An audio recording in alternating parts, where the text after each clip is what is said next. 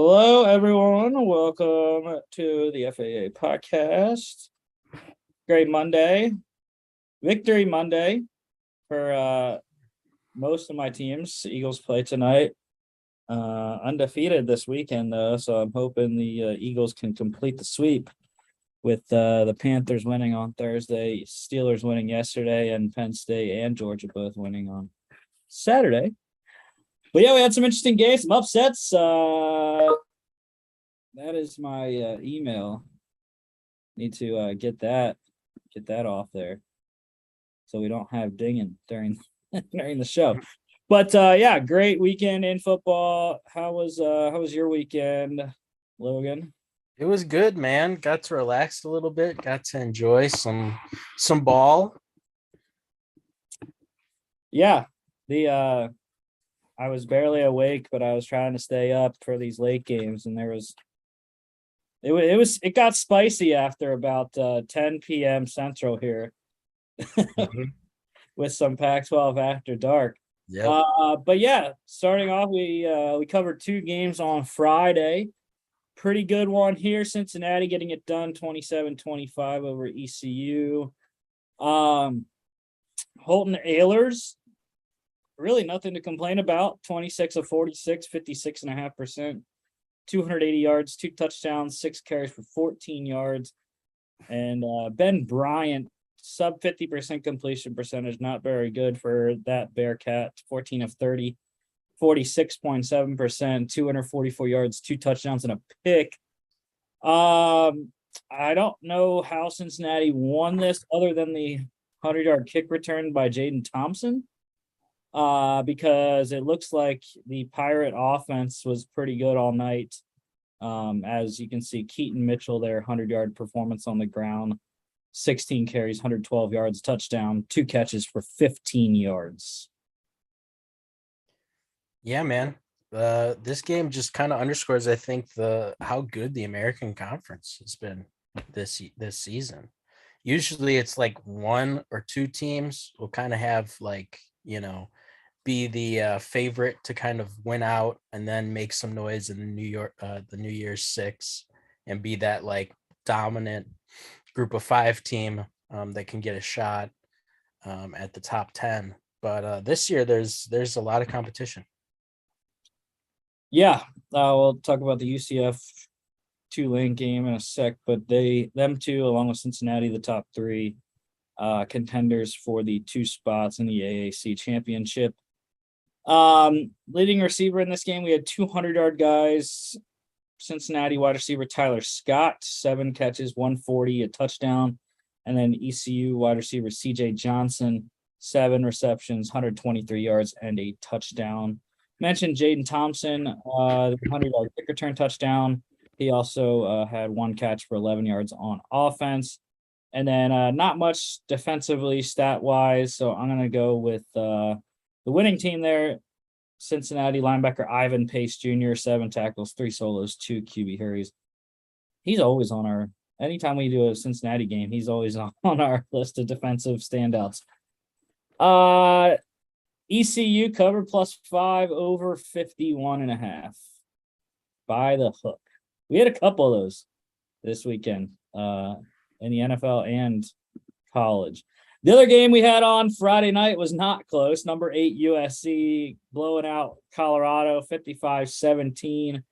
Caleb Williams was fantastic. 5 total touchdowns for him, 14 of 26, 53.8%, 268 yards, 3 touchdowns, a pick, and 2 rushing touchdowns. Miller Moss, the freshman, came in after Williams got pulled out of the game there. And went to just 6 of 7, 85.7%. He threw 78 yards and a touchdown. So I think pretty good future once Caleb Williams leaves in 2024. They'll have a couple years of Miller Moss if he doesn't transfer anywhere.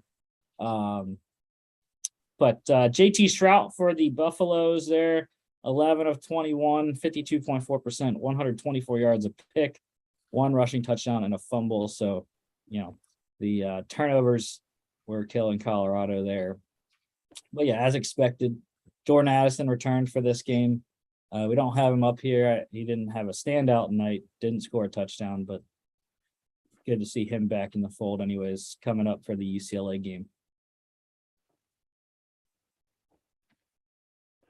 Yeah, it's interesting.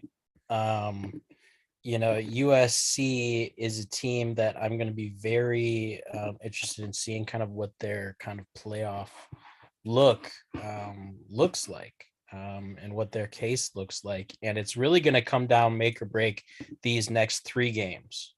So they've been kind of getting by a little bit on that Pac-12 schedule.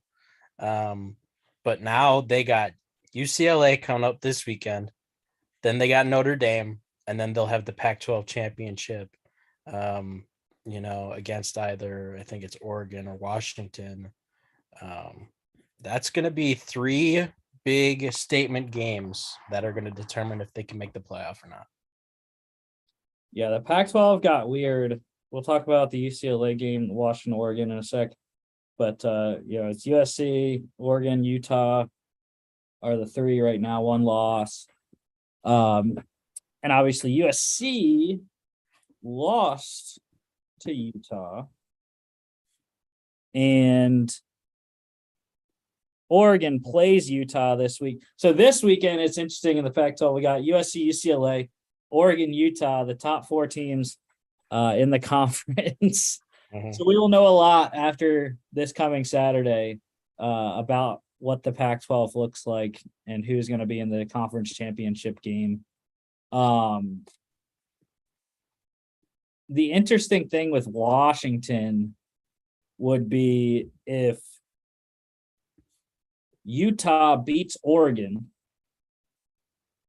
and then somehow Utah loses to Colorado, Washington would be in if they went out having 2 losses, because UCLA has 2 losses as well. Oh, wait, but UCLA beat Washington, so I don't know. It's one of those where there's too many scenarios. I don't know. I'll just let the experts on TV tell me which ones are in and how they can get there. But yeah, leading rusher in this one, Colorado running back Alex Fontenot, 20 carries, 108 yards, a touchdown, 1 catch for 16 yards. Big news for USC, though. Travis Dye. His brother's Troy, plays in the NFL for the Vikings, linebacker. But Travis Dye injured in this game. I believe he's done for the year. Ankle injury, I think it was. I don't remember exactly, but luckily for them, they have a veteran transfer behind him in Austin Jones, transferred over from Stanford this year and was very good at Stanford. I'm interested to see how much work he can get in the next couple of games here to close out the season, and if that changes the USC running game at all. I don't think it will, but looking at it for UCLA game, I think it's going to be a good running back matchup in my mind anyway. Zach Charbonnet versus Austin Jones. Leading receiver in this one, USC wide receiver Kyle Ford, 3 catches, 73 yards. And then defensively, got to go with USC defensive lineman Tuli Tuipulotu, 3 tackles, 2 solos, 2.5 sacks, 2.5 tackles for loss, and a pass deflection. USC covered minus 34.5, over 66. Yeah, it's very small print because there was a million people that scored touchdowns. So Emery Simmons is on here for Indiana because he was the leading rusher on the team. That's why he's on here, even with only 1 catch for 9 yards on offense, but he had a 44-yard carry, leading the Hoosiers in rushing there. But number 2, Ohio State, first game on Saturday, 56-14 blowout of Indiana. CJ Stroud, Heisman Day, 17-28, 60.7%, 297 yards, 5 touchdowns. Indiana quarterback struggled once again, 6 of 19 for Dexter Williams II, 31.6%, 107 yards, 2 touchdowns, 16 carries, 46 yards there. And then Connor Bazelak also played 3 of 5, 60% for 12 yards. Ohio State had their own injury at running back. Mayan Williams went down in this one. So not sure. Dallin Hayden had a 100-yard day even after Williams went out. But will kind of like USC, Travion Henderson's been out too. So, can Ohio State sustain the running back injuries going forward, I think is a big key heading into Michigan in 2 weeks. Yeah, it is definitely a storyline to watch, especially since, Travion Henderson has been banged up as well. And they are going to need to get that ground game established because it's really been their kind of Achilles heel this year.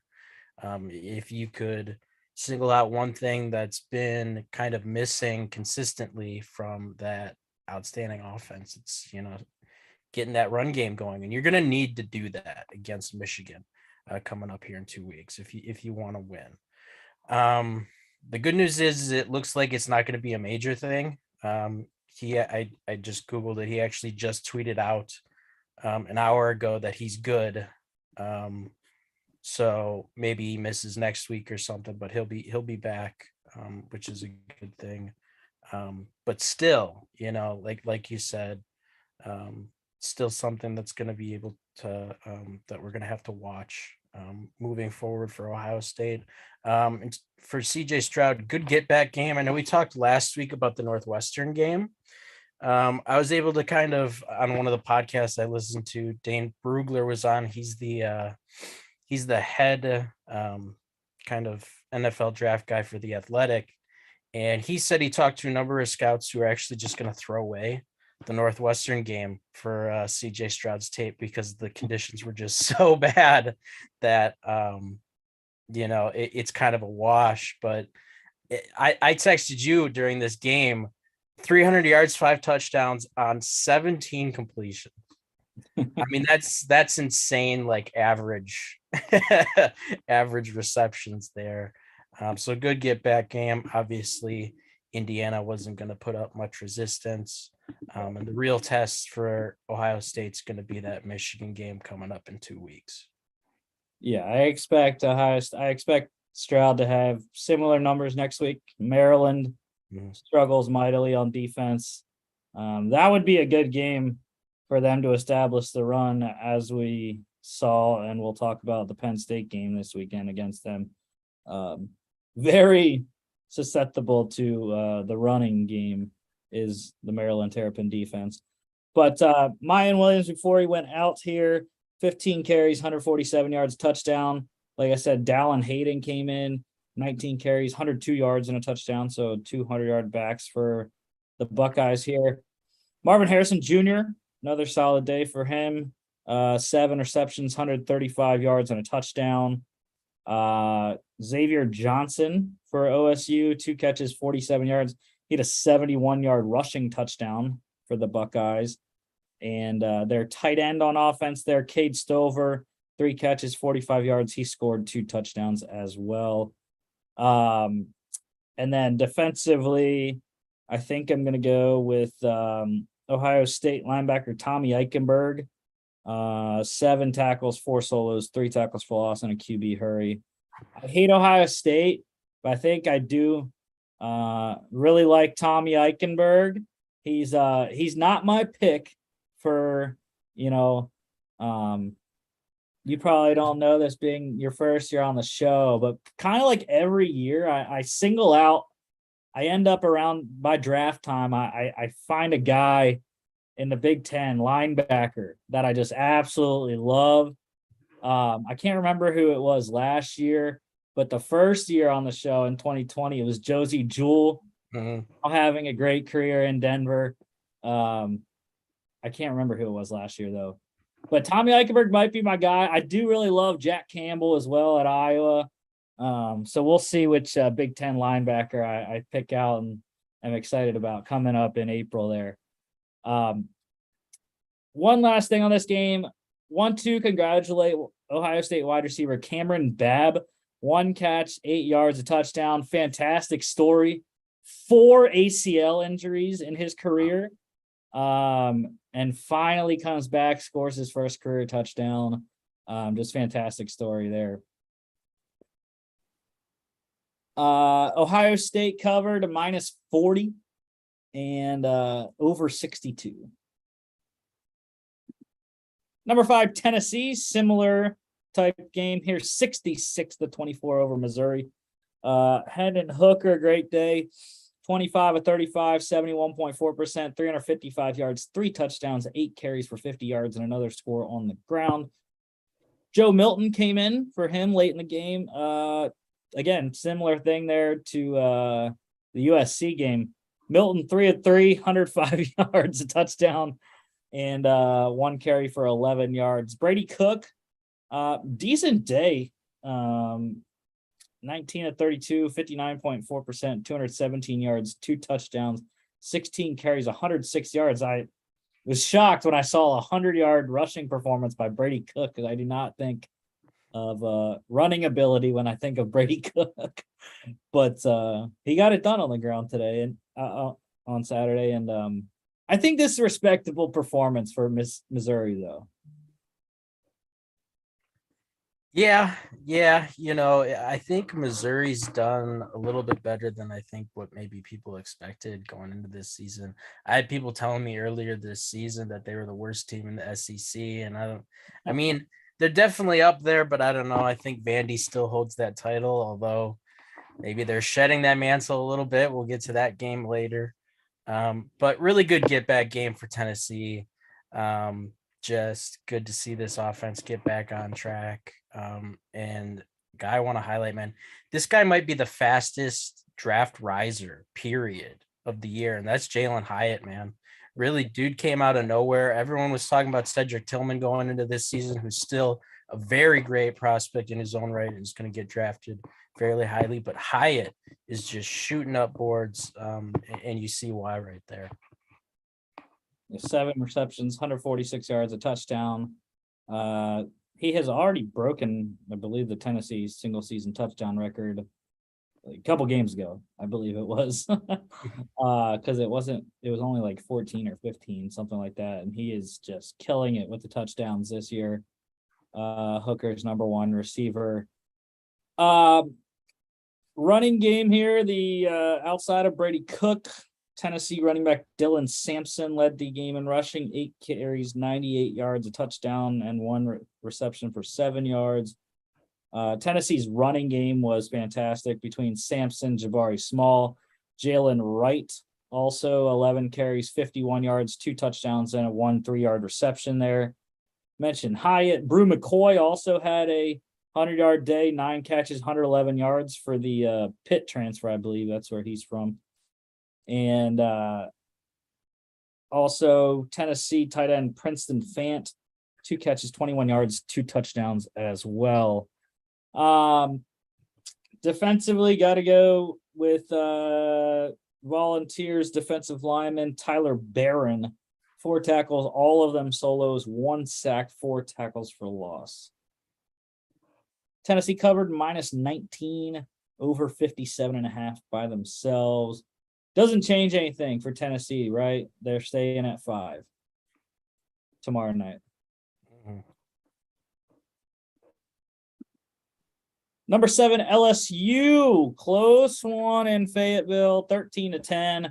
Cade Fortin did not start the game for the Razorbacks. That was Malik Hornsby, but Fortin, the veteran that he is, came in, got the job almost done there. 8 of 13, 61.5%, 92 yards, a touchdown, 5 carries, 17 yards, and a fumble. Hornsby, like I said, started the game, was not very good. 4 of 9, 44.4%, 24 yards, 18 carries, 37 yards, and a fumble. Jaden Daniels, not even close to a very good game, but did enough. 8 of 15, 53.3%, 86 yards, a pick, 19 carries, 10 yards, and a fumble. LSU secured their spot in the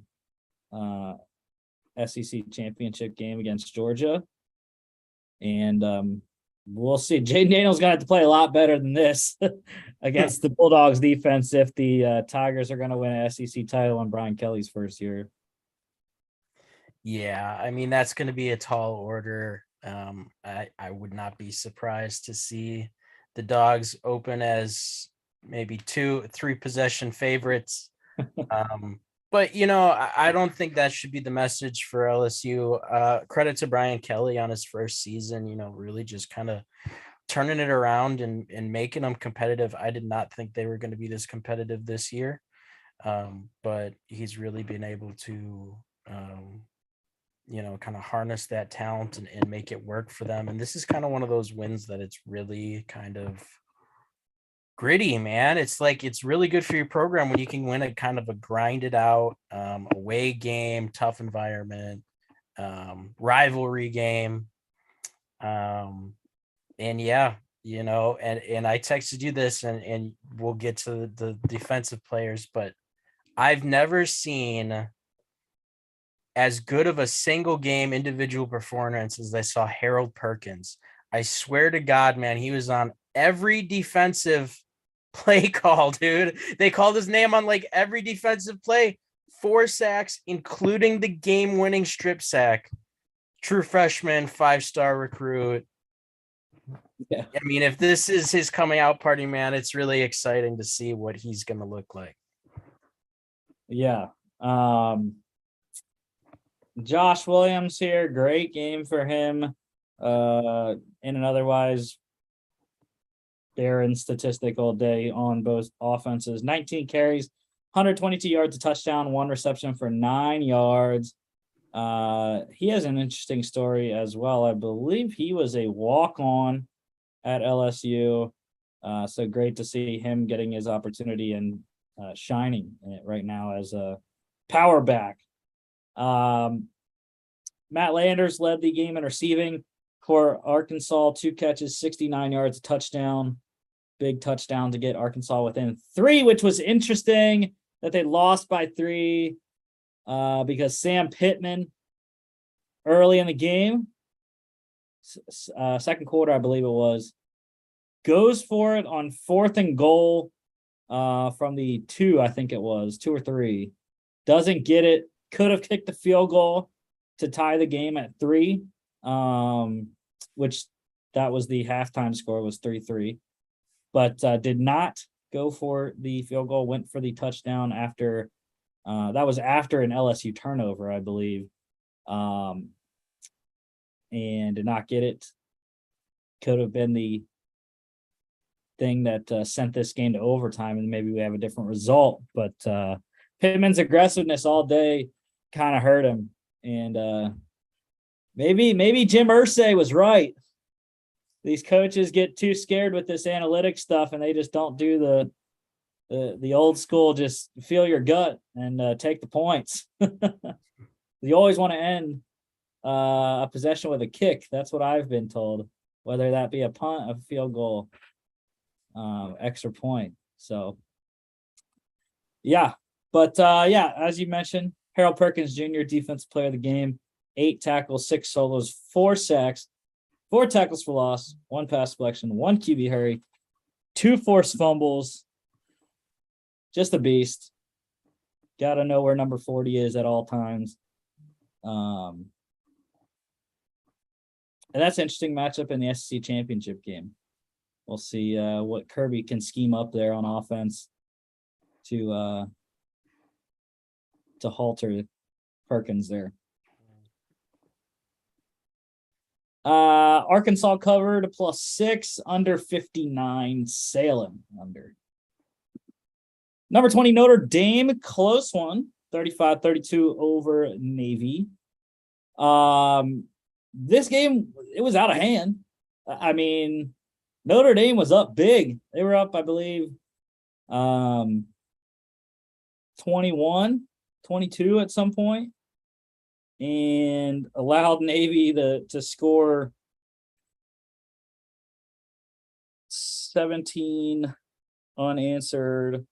Yeah, they were up 22 going in at halftime. Notre Dame didn't score in the second half. They allowed Navy to score 19 unanswered points to end the game.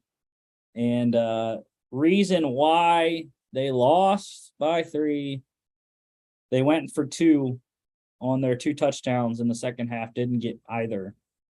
Or actually, no, they got both. Never mind. So never mind. They still lost by 3. They just didn't have enough time at the end to get the game tying field goal. But Drew Pine, really good day for him. 17 to 21, 80.9%, 269 yards, 4 touchdowns, a pick, and a rushing touchdown as well. Again, Navy quarterbacks played pretty well. 2 of 4 for Xavier Arline, 50% completion, 57 yards, a touchdown, 12 carries, 59 yards, and then the rushing score. And then Masai Maynor there, 4 of 7, 57.1%, 51 yards and a touchdown. Kind of surprised Navy put up this much of a fight. It's a little bit of a rivalry game, Navy, Notre Dame. And I'm interested to see where Notre Dame is put tomorrow night in the top 25. I feel like they shouldn't go that far up, considering they still have 3 losses and they only beat Navy by 3. Yeah, this is one of those potentially, kind of trap game scenarios for Notre Dame. Luckily they were able to kind of weather the storm a little bit towards the end. But I agree with what you said. I think for me, this doesn't make me think less or more of Notre Dame. So like I wouldn't move them up too much further or down or anything. I think they still should stay at or near 20. And just kind of waiting to see how they close out this season. Daba Fofana for Navy, leading rusher in this game. Great fullback name. 15 carries, 133 yards, a touchdown. My guy, Audric Estime, really didn't do much. I'm surprised he only got 8 carries in this game. 49 yards, 30-yard receiving touchdown there. Chris Tyree also caught a receiving touchdown, so running back receptions were wild in this one. Leading receiver in the game, Notre Dame wide receiver Jaden Thomas, 3 catches, 80 yards, a touchdown. Catch of the year, Braden Lenzy. Braden Lenzy had the catch of the year. My bad. But yeah, Lenzy there, 5 catches, 67 yards, touchdown. His catch was just ridiculous. Behind the back of the defender. And then he rips it away with his one hand. It's just ridiculous that we had the catch of the year in college football and the catch of the year in the NFL on the same exact weekend. Ridiculous. Yeah, I feel for cornerbacks and safeties, man. I've always maintained that it's possibly the hardest position on the field. And with what these guys are doing now, it's like, all right, the coverage was fine. He just made an insane play. So kudos to him. Defensively, probably gonna go with Navy linebacker Colin Ramos there, 7 tackles, 3 solos, 1.5 sacks, 2 tackles for loss. Navy plus 16.5 covered, over 40.5 easily there. Purdue upset 31-24 over number 21 Illinois there. Yeah, I lone wolfed the Illini. They were close all day. It was a very good game. Multiple lead changes there, kept getting tied, and Illinois just could not get it done at the end. Aiden O'Connell for the Boilermakers, 25 of 40, 62.5%, 237 yards, 3 touchdowns, a pick, 2 carries for 33 yards.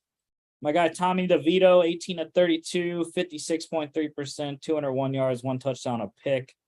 And kudos to the Purdue defense. They held Chase Brown to his lowest yardage total of the season, 23 carries, 98 yards, 2 touchdowns, 3 catches, 32 yards there. But yeah, Illinois in a tough stretch right now. Yeah, it's a bit of a slide for them, and like you said, just good on Purdue to be able to recognize, how they win and to kind of just neutralize it as much as you can. In situations where you have a guy like Chase Brown, what you need to know is that you're not going to completely eliminate him as a factor, but you can make sure that he isn't the reason why you lose. And they did a good job of that. Like 4.3 yards per carry is a really good day at the office, but like you said, hold them under 100 yards. Purdue was able to get the dub. Yeah, and Devin Mockabee for Purdue had a 100-yard day, 28 carries, 106 yards, a touchdown, 4 catches, 26 yards as well. He's been a driving force behind Purdue's offense and a good compliment to Aiden O'Connell. And now you look at the Big Ten West is the wild, wild west now, because with this game happening how it did, Purdue takes the driver's seat in the Big Ten West now. And now you have 4 teams tied at 4-3 in conference. Purdue, Illinois, Iowa, Minnesota. And a lot of them have beaten each other. So it's like, that's another one, just like I was saying with the Pac-12. I have no clue how the scenarios work because Purdue has lost. They beat Minnesota. Purdue has the best hand right now. They beat Minnesota. They beat Illinois. And I believe they lost to Iowa. So they've beaten 2 out of the 3 teams that they're tied with. So I believe that if Purdue just wins out, that they will go to the Big Ten championship game. I'm not exactly sure yet.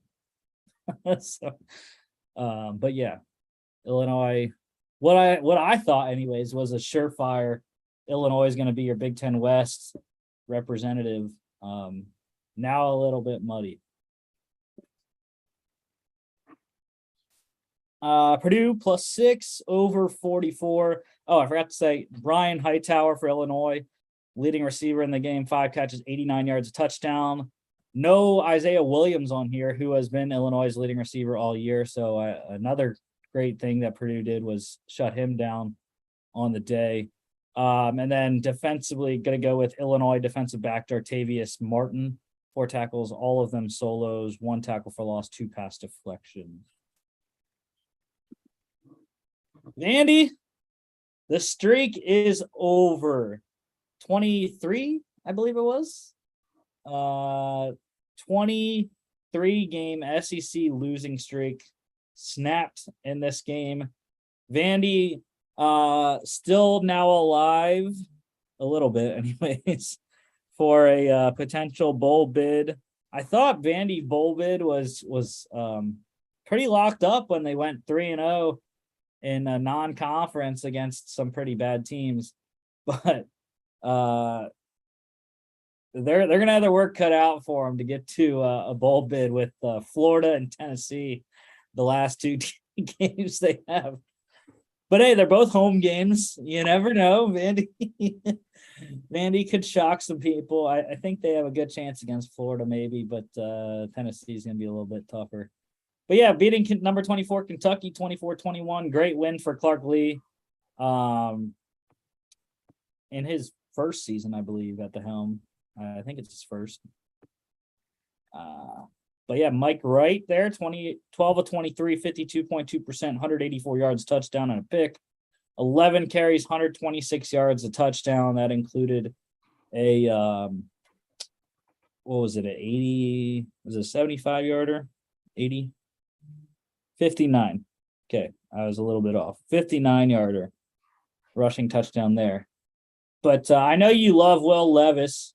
11 of 23, 47.8%, 109 yards and a pick in this game. So go on your Will Levis sucks rant. Yeah, well, when I'm, kind of like scouting a guy, I try not to be so negative because I forget who said this, it's some former scout on a podcast episode I've listened to probably like years ago or something, but he said that it's super easy to like kill a guy for like what he's not doing than it is to be able to say like, okay, what can this guy do? Which is the ultimate goal of like a scout. But on the flip side of that, when there's a guy who I feel like is getting way too much hype that I'm just not seeing, I feel like it's necessary for me to talk about it. And I texted you on Saturday, like, I'm not sure I've ever seen a more overrated prospect than Will Levis is. I just don't, and it's a genuine question that that I hope that people who are high on him can kind of help me see me, but like I'm just not seeing it. Now he clearly misses kind of Wandale Robinson, and the weapons that he's gotten at Kentucky this year have been much worse than he had last year, including the O-line. They had 3 guys go to the draft last year. It hasn't been the big blue wall that it has been in the past. So, but with that said, I mean, I'm still running into people who have him above Bryce Young, who think that he's a better prospect than Young isn't. There's just no basis in that, like whatsoever. There's Bryce Young, like Will Levis, Bryce Young and Will Levis. Bryce Young can make every throw Will Levis can make and more. And there are a number of throws that Will Levis can't make that Bryce can. For me, I mean, the only thing Will Levis does better than Bryce Young is be 6'3", 220. Like that's it for me. And I mean, in terms of like what I'm seeing and what I can see, like I'd rather have Hendon Hooker. I mean, I know Hendon Hooker is in a much better position. The O-line's better. The offense, just the way it's run, is better. He has a bevy of weapons to work with. But like you're looking at the tape, you're looking at, you at least know you can put an offense around a guy and he can help initiate and kind of run an offense for you. Will Levis hasn't really risen to the occasion that I kind of would have hoped to see at this point in the year. So I'm just kind of grasping at straws right now to kind of just figure out like kind of how he is as a prospect. Hendon Hooker's too old, man. He's 26. That's the other like obviously, but I mean, if you just kind of obviously none of this happens in a vacuum, but if you just look at it kind of in a vacuum and like talent and then production. I mean, like I didn't really understand the Will Levis stuff. Seeing Will Levis a lot when he was still at Penn State. And yeah, he had flashes, but it wasn't a consistent product when he did play a lot at Penn State. And I don't know why Kentucky hasn't utilized his legs like they did at Penn State. Granted, at Penn State, Will Levis was more like Taysom Hill, where they used him in everything, receiving, running, and passing. But I'd like to see him run the ball more. I think that's how the Kentucky offense can probably get an added element, even so late in the year. I mean, I guess that's just not what they want to do on offense, but I think it would help them out a lot, considering Chris Rodriguez has been productive. So they already have that threat in the run game. They add the 11th man in the run game as the quarterback. I think that would take the Kentucky offense to the next level.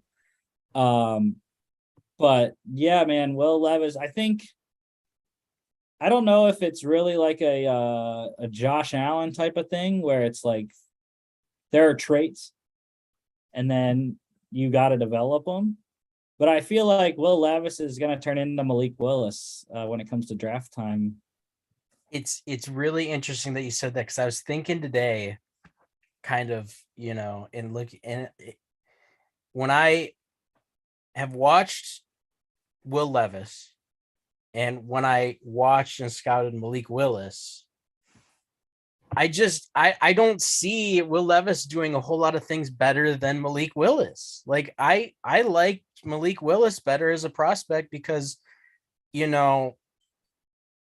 Levis can launch it from a lot of different arm angles as well. But I mean, Willis can really torque that thing, and he's a better runner, in my opinion. Levis is still a very exceptional athlete and does well with his leg. And I think, like you said, they'd be much better offensively if they just kind of did that.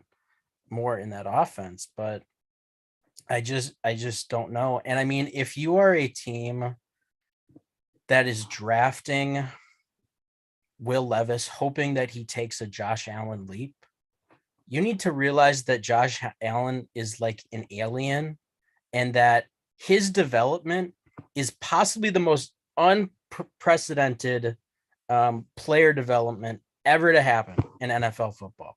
Like over that 3 years, no one has progressed from where they were coming out of college to where Josh Allen is now as much as him. It is a complete outlier. You can't draft or bet on that. So yeah, I don't know. Yeah, the biggest difference is that Josh Allen and Malik Willis were not at a Power 5 school like Levis is. They did not even have near the resources that Kentucky does at Wyoming and Liberty, respectively. Yep. So yeah, it's kind of weird. But obviously, people will change their minds. Got a long way to go still till April.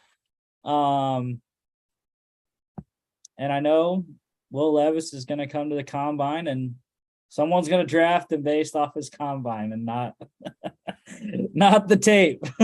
So, but yeah, we'll see.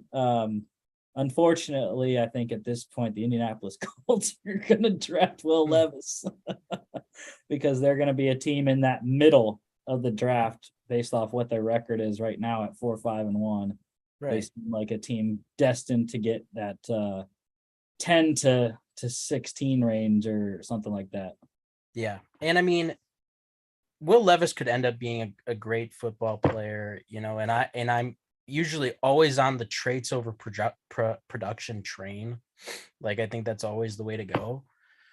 But like right now, I'm seeing a guy who just can't put it together, like who maybe has the physical tools, but just is not using them in the way you want. So it is a complete projection right now.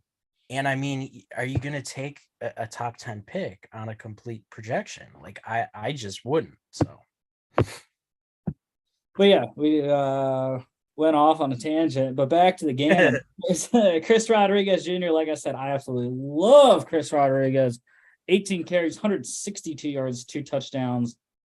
Ray Davis for Vandy had a great game as well. 26 carries, 129 yards, a touchdown, 1 catch for 1 yard.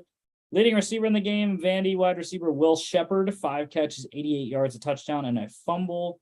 And defensively, got to go with Vandy linebacker CJ Taylor, 6 tackles, 3 solos, 1 sack, 1.5 tackles for loss, 1 pass deflection, and a pick.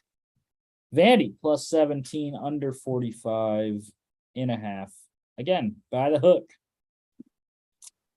UConn is bowl eligible, y'all. What a performance. What a job by Jim Mora Jr., his first season for the Huskies. 36-33 over Liberty.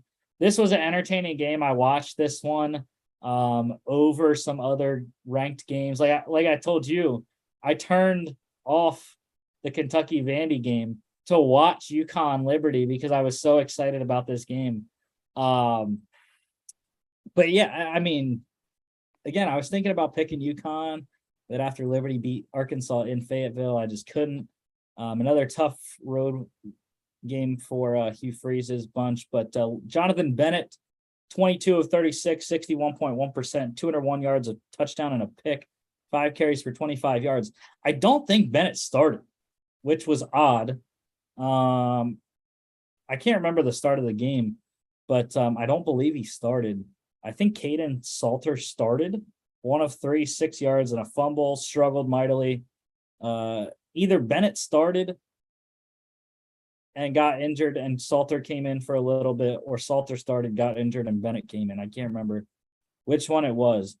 But regardless, UConn quarterback Zion Turner, 15 of 21, 71.4%, 103 yards, a touchdown, a pick, 5 carries, 23 yards, and a fumble.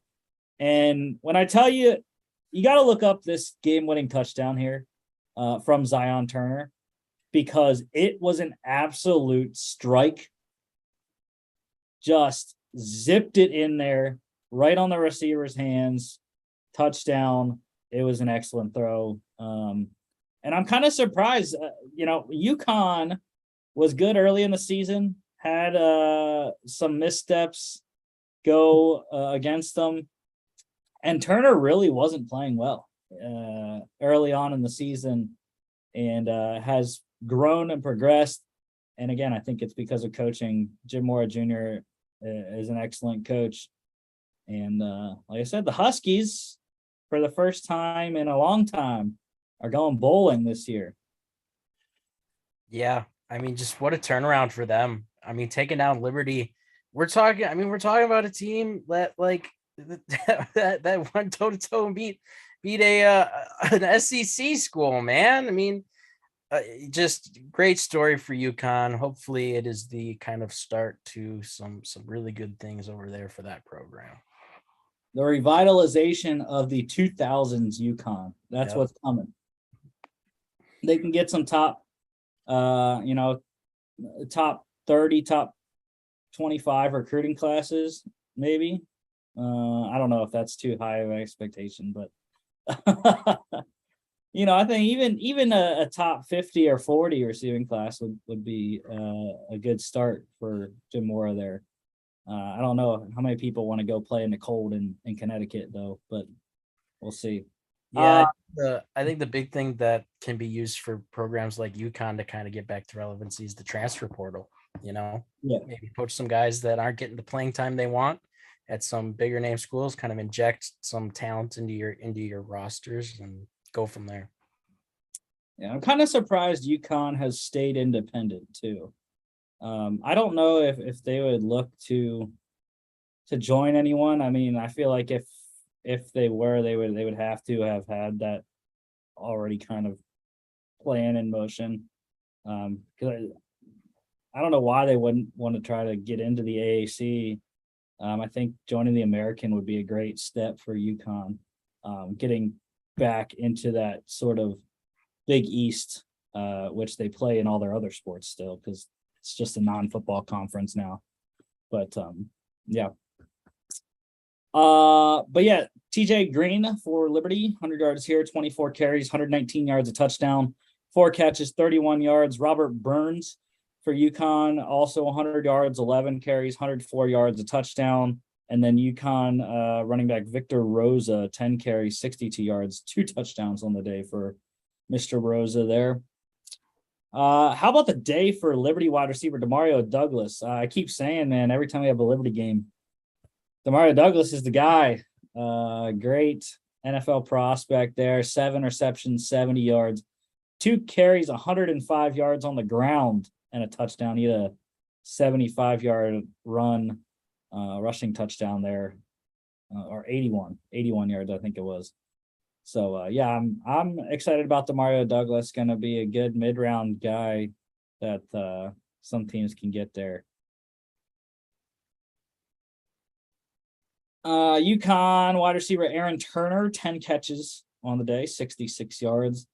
Defensively, got to go with UConn defensive lineman Eric Watts, 6 tackles, 2 solos, 1.5 sacks, 1.5 tackles for loss, and 3 QB hurries.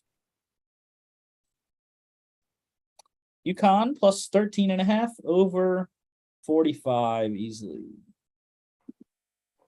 Number 30, Michigan beating up on Nebraska 34-3.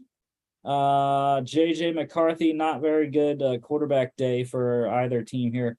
McCarthy, though, 8 of 17, 47.1%, 129 yards, 2 touchdowns, and a rushing touchdown. Nebraska played 2 quarterbacks. Chuba Purdy, 6 of 11, 54.5%, 56 yards, 5 carries, 39 yards. And Logan Smothers, 4 of 8, 50%, 15 yards here. But my boy, I hate Michigan, but with a Corum Heisman future locked in place here, I continue to root for Corum every week. 28 carries, 162 yards, a touchdown, 1 reception for 4 yards. Wish he would have had more touchdowns in this one, but 162 yards is a good number to have, and keeping his Heisman hopes alive.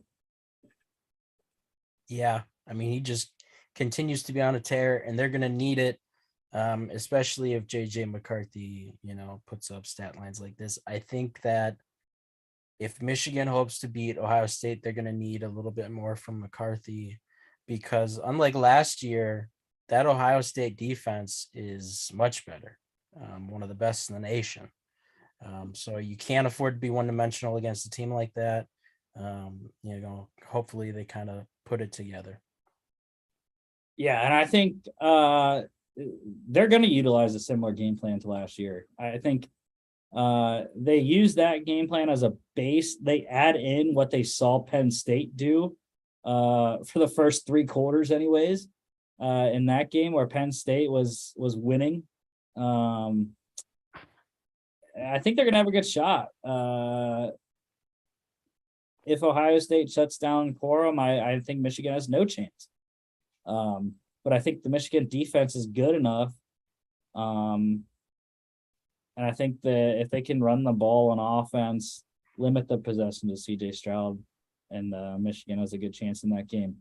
But and I also think if Blake Corum has another game like he had last year against Michigan, against Ohio State, and Stroud has a so-so day, I mean, we need a running back to win the Heisman again at some point. Why not Blake Corum?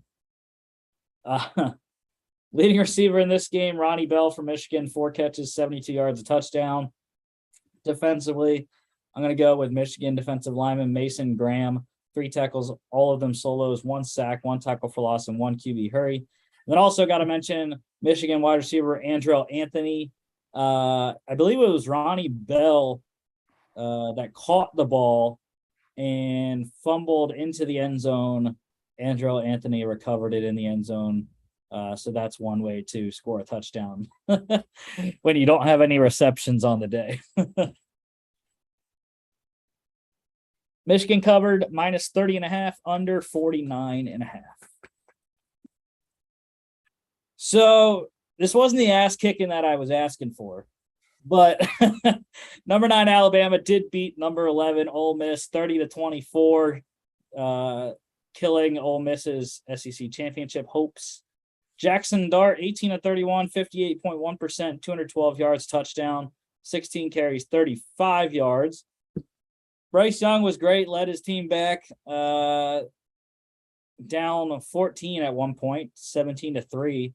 Brought them all the way back and got the game-winning touchdown there. 21 of 33, 63.6%, 209 yards, 3 touchdowns, 7 carries for 10 yards. But yeah, I mean, it's just I think in terms of my mind, anyways, watching Bryce Young the last 2 weeks, I'm already putting him as my QB1 for April. Yes. Yep. I am firmly in that camp with you. A week or so ago, I watched a cut up of all his throws against the Tennessee game. And even though it was in a loss, it might have been the most impressive tape I've watched, like evaluating a college QB prospect. Like almost every throw is just like right where it needs to be. I mean, the accuracy is amazing. He has the arm strength to put it wherever he wants on the field. Literally the only thing that is against him is the size component. Yeah. And I think there are ways you can overcome that at the next level. I remember telling someone, like, if Bryce Young is like 6'3", 215, he's a generational prospect, because the arm talent is just, it jumps off at you. He's definitely my QB1. Yeah, big Bryce Young fan. I think also the intangibles with him is just ridiculously high. Yes. The amount of leadership that he has on that team, and the amount that he means to that team. Obviously, they won without him the one game against Arkansas, but it was closer for a period until Jahmyr Gibbs just went crazy. But they haven't had that. Jahmyr Gibbs. They had Jace McClellan in this game. Gibbs, I believe, is injured. I'm not sure exactly what his situation is, but yeah, I am definitely. I'm hoping.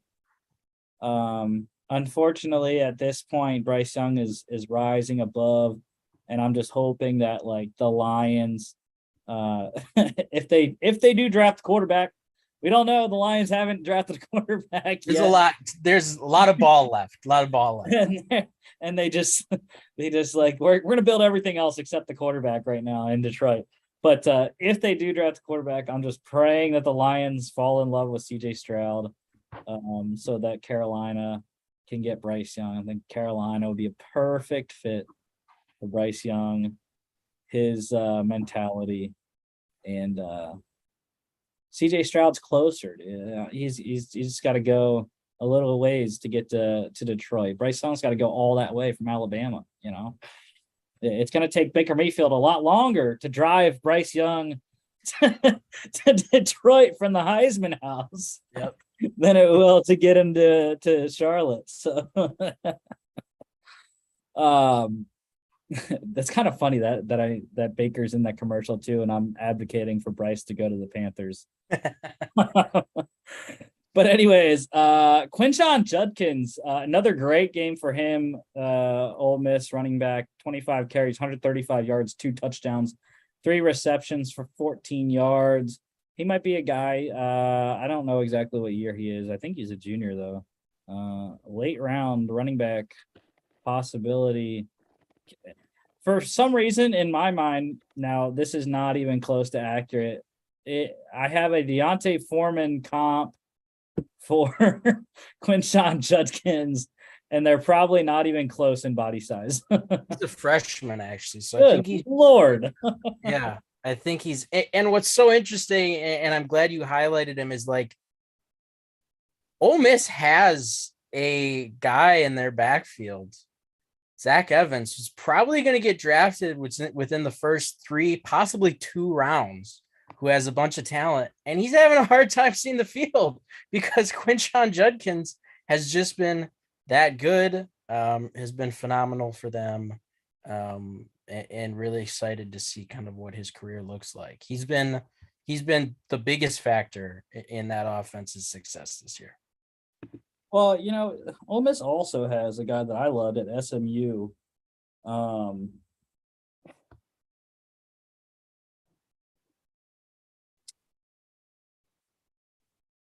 Ulysses Bentley, that they haven't even used really this year. He was great at SMU. Just as Zach Evans was at TCU, I believe, right? Yep. But yeah, they have a lot of backs there, and luckily Ulysses Bentley is only a junior, so hopefully next year he'll be able to get some more carries.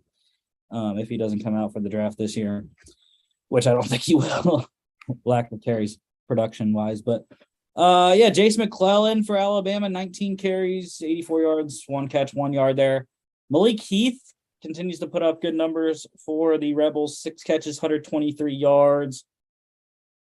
It's another receiver, Ole Miss receiver that's going to come out is Jonathan Mingo, and going to dominate like the rest of the Ole Miss receivers are in the NFL. A.J. Brown, DK Metcalf, and co.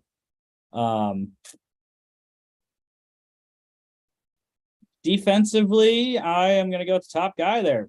Alabama defensive lineman Byron Young, 11 tackles, 6 solos, 2 sacks, 2 tackles for loss, 1 pass deflection, 2 QB hurries. I was confused because I thought I had never heard of Byron Young on Alabama, I don't think. But Byron Young is a guy in Tennessee, right? He's the same name. I don't know. I think so. But anyways, Alabama or no, Ole Miss cover plus 11 under 65.5. All right, brother, man, I got to hop off. I will see you later. See you on Friday. Yes, sir. Appreciate it. Yeah. Number 10, Clemson beating up on Louisville 31-16. DJ Uiagalelei, 19 of 27, 70.4%, 185 yards, a touchdown. 15 carries, 32 yards, 1 touchdown, and a fumble. Louisville played 2 quarterbacks, Malik Cunningham, 10 of 13, 76.9%, 75 yards, 5 carries for 20 yards. Believe he got dinged up in this game. Would have liked to see how this one would have finished had Cunningham been in the whole time. Brock Doman struggled when he came in, 13 of 23, 56.5%, 175 yards, a touchdown, and a pick. Clemson running back Phil Maffa led the way, rushing 10 carries, 106 yards, and a touchdown. Will Shipley also scored just under 100 yards for him. Also did fumble once, however. Leading receiver in the game, Louisville wide receiver Tyler Hudson, 11 receptions, 163 yards. So most of the yards between Doman and Cunningham there. And defensively, a lot of good performances here. I got to go with Clemson linebacker Barrett Carter, though. 8 tackles, 6 solos, 2 sacks, 3.5 tackles for loss, 1 pass deflection, and a pick.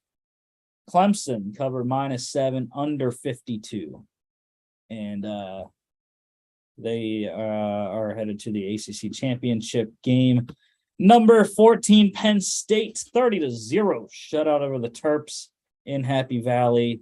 Sean Clifford, 12 of 23, 52.2%, 139 yards, a touchdown, 4 carries, 13 yards there.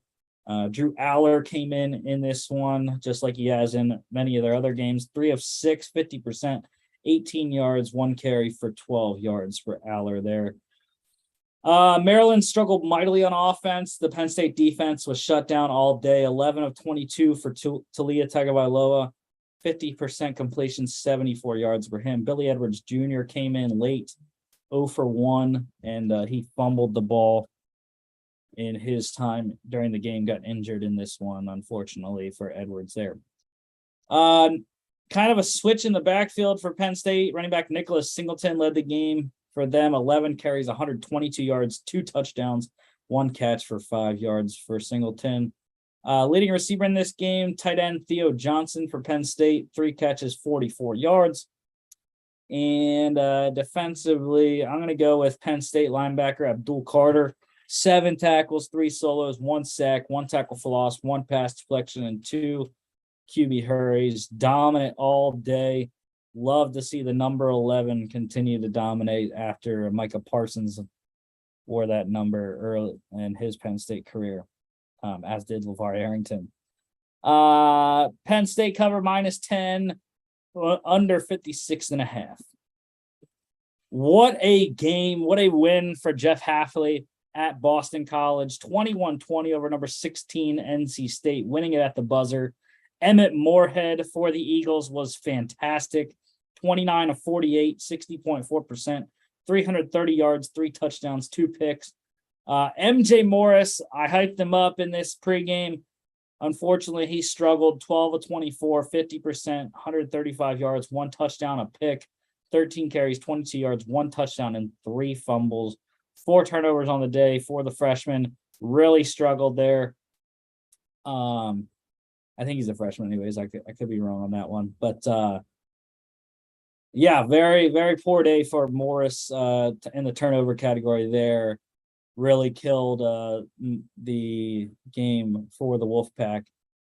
Wolfpack running back Michael Allen led the game in rushing, 14 carries, 77 yards, 1 catch for 9 yards.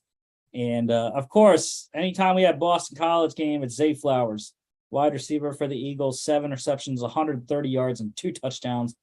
Amazing NFL prospect. Excited to see him get drafted in the 2nd round there. Defensively, a lot of good performances here. Have to go with NC State linebacker Drake Thomas, though. Him and Peyton Wilson together are a formidable duo on that Wolfpack defense there. 6 tackles for Thomas, though. 3 of them solos, 2 sacks, 3 tackles for loss, 1 pass deflection, and 5 QB hurries on Emmett Moorhead. Boston College +18 wins it outright. Over under 41 pushes. Weird number to push, but got it done on that one. Upset number 22 UCF beating number 17 Tulane 38-31 in New Orleans there. Michael Pratt for the Green Wave, 23 of 39, 58.9%, 236 yards, 3 touchdowns, also had a rushing touchdown. It's crazy that nice stat line for him did not get the job done on the day for the Green Wave because John Rice Plumlee was everywhere. 17 of 30, 56.7%, 132 yards, a touchdown. Not the normal passing day for Plumlee, but he got it done on the ground. 18 carries, 176 rushing yards, 2 touchdowns for him on the day. Was just completely dominant on the ground. He had one major run there. He hit a 67-yarder to the house. Also had a 9-yard touchdown later on in this one. But UCF now at the top of the totem pole there. They are in the American Championship game with one more win, I believe, because they have already beaten Cincinnati and Tulane, both the other two teams at 5-1. Tulane still yet has to play Cincinnati, could lock them into the AAC championship game if they can win next week against SMU and beat Cincinnati the last week of the regular season. So, UCF in the AAC championship game because there's no way they can finish. The only way they would not be in is if they lost out, which is they play Navy and USF, which is not a very tough schedule to play, to only have to win one game essentially out of those two. But Tajay Spears for Tulane, loved that guy. 8 carries, 130 yards, 1 catch for 9 yards on the day there. UCF running back Isaiah Bowser, he scored twice, 19 carries, 54 yards, and 1 reception, 9 yards there. Leading receiver in the game, Tulane wide receiver Jaquan Jackson, 5 receptions, 95 yards. And defensively, got to go with UCF D tackle Ricky Barber, 2 tackles, 1 solo, 1 tackle for loss, 1 pass deflection, and 3 QB hurries. UCF +1 over 54.5. Troy in a snoozer against Army, 10-9 over the Black Knights. Gunnar Watson, 15 of 31, 48.4%, 192 yards, 1 touchdown, a pick. The 2 quarterbacks for Army here, Tyre Tyler, great game for him, 2 of 5, 40%, 52 yards, 27 carries, 100 yards, even on the ground, 1 touchdown, 2 fumbles, though, really crushed Army's day.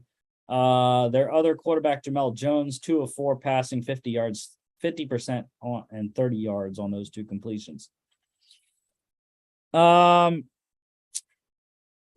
running back Kimani Vidal led the game in rushing outside of Tyler, 13 carries, 72 yards, 2 catches for 22 yards. Leading the game in receiving here, Troy wide receiver Tez Johnson, 6 receptions, 75 yards, a touchdown, and a fumble. So turnovers galore on both sides there. But the Trojans getting the win by 1 there and continuing their run to a possible Sun Belt championship appearance. What a day for Troy linebacker Carlton Marshall. He is my player, the defensive player of the game. 22 tackles, 5 of them solos, and Marshall sets the NCAA all-time tackles mark in this game. 546 tackles for him, breaks the record all time. Army +8.5 covers under 45.5 easily. Iowa, how about the Hawkeyes? They can't come out of nowhere to be tied, like I said, with Purdue, Illinois, and Minnesota for that Big Ten West bid. 24-10 over Wisconsin. Graham Mertz, 16 of 35, 45.7%, 176 yards, a touchdown, 2 picks, and a fumble. 3 turnovers for Mertz on the day. Really killed the Badgers' chances in this one in Iowa City. Spencer Petras, he's never anything special, but he got enough done on this one. 14 of 23, 60.9%, 94 yards, 1 rushing touchdown, and a fumble.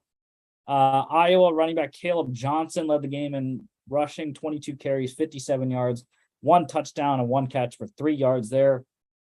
Wisconsin wide receiver Keontez Lewis led the game in receiving, 3 catches, 71 yards, and a touchdown. Look at all the defensive performances in this game.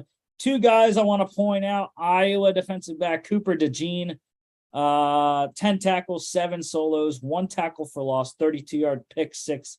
Really helped Iowa's offense there with some defensive points. And then I know Logan had texted me during Saturday. He said, how about Nick Herbig, the linebacker for the Badgers? 8 tackles, 7 solos, 3 sacks, 3 tackles for loss for Herbig. Their dominant performance in a losing effort. Iowa pick'em game, they covered that under 35.5. Who would have thought? Marshall upsetting App State 28-21 in West Virginia there. Fantastic. If I would have known the helmets that Marshall was wearing, of course I would have picked the Herd. I did not know, however, that they were honoring the victims of the 1970, I believe, plane crash that took their entire team from this world. They had all of their names, all the personnel that perished in that plane crash on down the middle stripe of their helmet there. Just fantastic. Appreciation from the Marshall Athletic Department there. But for the game anyways, Marshall quarterback Cam Fancher, 16 of 28, 57.1%, 225 yards, 2 touchdowns, a pick, 12 carries for 37 yards. Chase Bryce really struggled in this one, 15 of 34, 44.1%, 177 yards, 1 touchdown, a pick, 7 carries for 13 yards. App State running back Nate Noel led the game in rushing, 18 carries, 72 yards, 2 catches for 7 yards here. Marshall wide receiver Charles Montgomery, leading receiver on the day, 5 catches, 190 yards. Defensively, a lot of great performances here. How about Marshall defensive lineman Tyquez Legs? Great name there. 8 tackles, 3 solos, 1 sack, 1 tackle for loss, 4 QB hurries for him. And then also got to mention Marshall corner Danesis Miller, 2 tackles, 1 solo, and recovered a blocked punt in the end zone for a touchdown. And then App State defensive back Milan Tucker, 96-yard kick return touchdown in this one. Marshall +2 over 47.5 by 1.5. UTSA ripping Louisiana Tech to shreds, 51-7. Frank Harris, good game, 18 of 26, 69.2%, 216 yards, a touchdown, 6 carries for 47 yards for the Roadrunners quarterback. Eddie Lee Marburger came in relief of Harris late, 2 of 4, 50%, 10 yards, 3 carries for 17 yards. 2 quarterbacks on the day for the Bulldogs. Landry Liddy, 14 of 26, 53.8%, 138 yards, a touchdown, 2 picks and a fumble. Turnovers killed the Bulldogs on the day here. And then Jack Turner, also for Louisiana Tech, 1 of 4, 25%, 9 yards, a pick, 2 carries for 10 yards. Leading the way in rushing in this one, Kavorian Barnes for UTSA. 11 carries, 103 yards, 2 touchdowns there.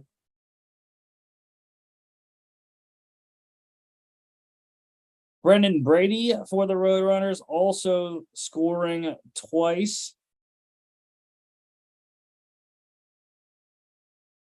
8 carries, 53 yards for him, 2 catches for 15 yards. Leading receiver in the game, UTSA wide receiver Joshua Cephas, 7 receptions, 81 yards, and a touchdown. And defensively, I'm going to go with I think I'm going to go with UTSA linebacker Trey Moore. 5 tackles, 3 solos, 1 sack, 1.5 tackles for loss. UTSA covered minus 17, under 69. South Alabama, they got it done 38-21 over Texas State. The Jags continue, just like Troy, to keep putting up wins in that Sun Belt Western division there. Carter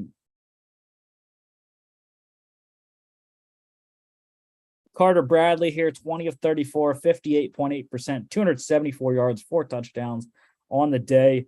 Amazing game for Bradley in this one. Texas State quarterback Lane Hatcher, 24 of 42, 143 yards, touchdown, and a pick. Not very good for him, but also he scored a rushing touchdown, so not got 2 scores on the day there. Leading rusher in the game, Josh Berry for the Bobcats here, 15 carries, 87 yards, a touchdown, 1 catch for minus 2 yards. The leading receiver on the day, we had 100-yard receiver here, South Alabama wide receiver Devin Voisin, 6 receptions, 118 yards, and 1 touchdown, or 2 touchdowns, my bad. Voisin continues to be the leading voice, pun intended, for the Jags on offense. Defensively, got to go with South Alabama linebacker Keyshawn Brown, 2 tackles, 1 solo, and a 15-yard pick 6. South Alabama cover minus 16 over 46.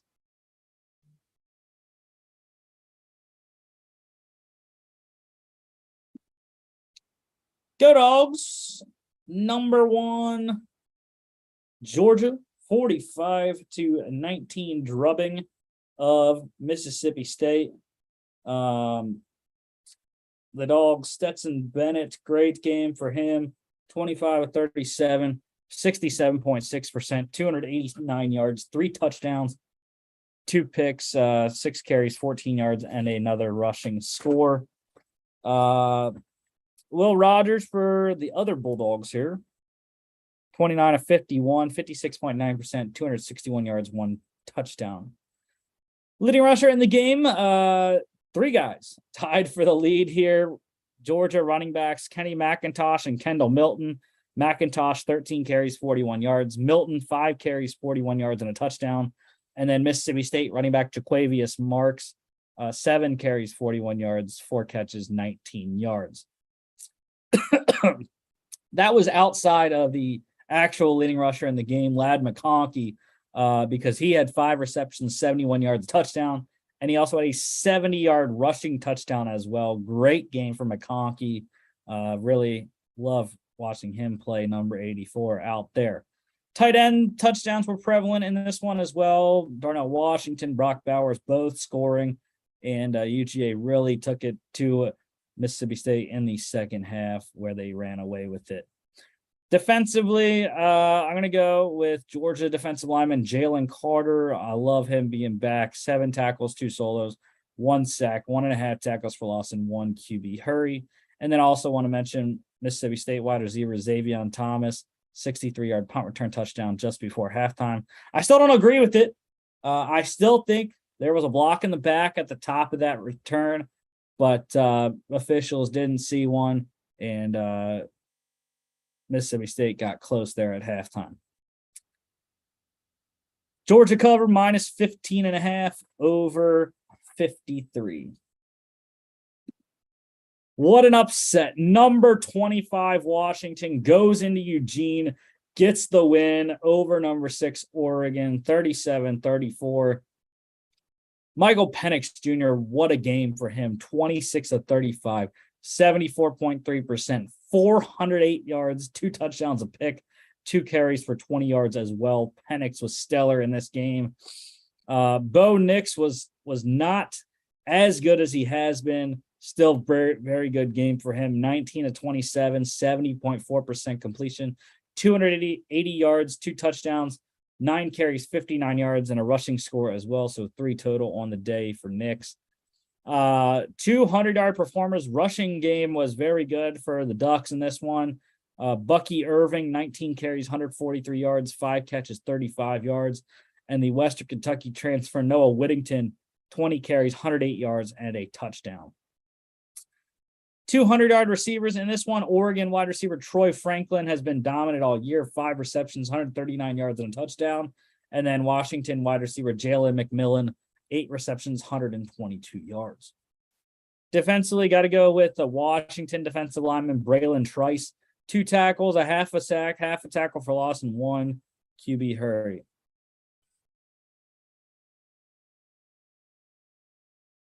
Washington plus 12, under 74. They did get close. 71 scored in this game. Number 19, Kansas blowing out Baylor 31-3. Blake Shapen struggled on the day, 22 of 38, 57.9%, 203 yards, 2 picks, 7 carries for 21 yards. I have to believe Adrian Martinez started this game. Will Howard came in and finished it. Adrian Martinez, 7 of 8, 87.5%, 25 yards. Will Howard was absolutely great. 19 of 27, 70.4%, 196 yards, 3 touchdowns on the day. No turnovers for him. And Deuce Vaughn had a Deuce Vaughn type of day for the Wildcats. 25 carries, 106 yards on the ground, 8 receptions, 50 yards, and a receiving touchdown through the air. 156 total yards on 33 touches for Vaughn.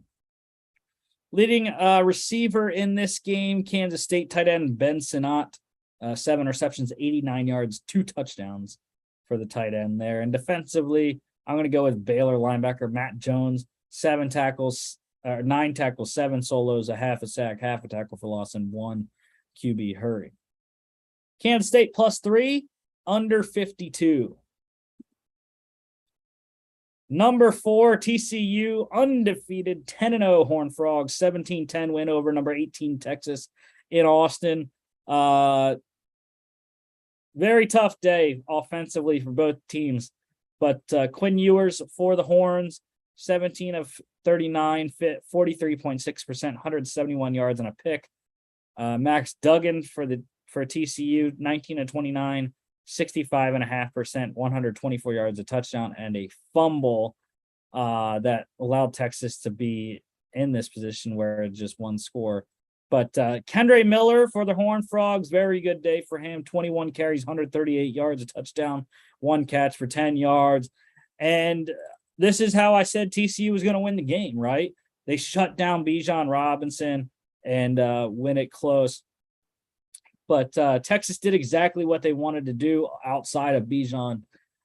They held a TCU offense for most of the game. Inexplicable touchdown to Quentin Johnston. No one covering him. They came off of the coverage for some reason. I don't know what happened there. But wide open in the end zone was Johnston, and that was the game-winning score there. Johnston was the leading receiver for TCU, 3 catches, 66 yards, and a touchdown. Leading receiver in the game, however, was Texas wide receiver Jordan Whittington, 6 receptions, 78 yards. A lot of defensive performances here. I got to go with the top guy there, Texas defensive back Jahdae Barron, though. 11 tackles, 8 solos, 3.5 tackles for loss, and a 48-yard fumble return for a touchdown kept Texas in this one late there. TCU plus 7.5, under 66 easily. Number 15, North Carolina, 36-34 over Wake Forest. And yeah, Drake May. I mean, this kid is by far the number 1 overall pick in the 2024 draft. I mean, how can he not be? 31 of 49, 63.3%, 448 yards, 3 touchdowns, 19 carries, 71 yards, a rushing score, 4 total touchdowns for May in this one. He has everything: arm talent, accuracy, running ability. I mean, I don't know what's going to come in his second season there as the starter in Chapel Hill, but I have to think that this season alone is good enough for him to get drafted number one, at least in the first round, if not number one in 2024. Just hate that the Panthers are probably going to draft a quarterback next year and not wait till 2024 to get May or Caleb Williams.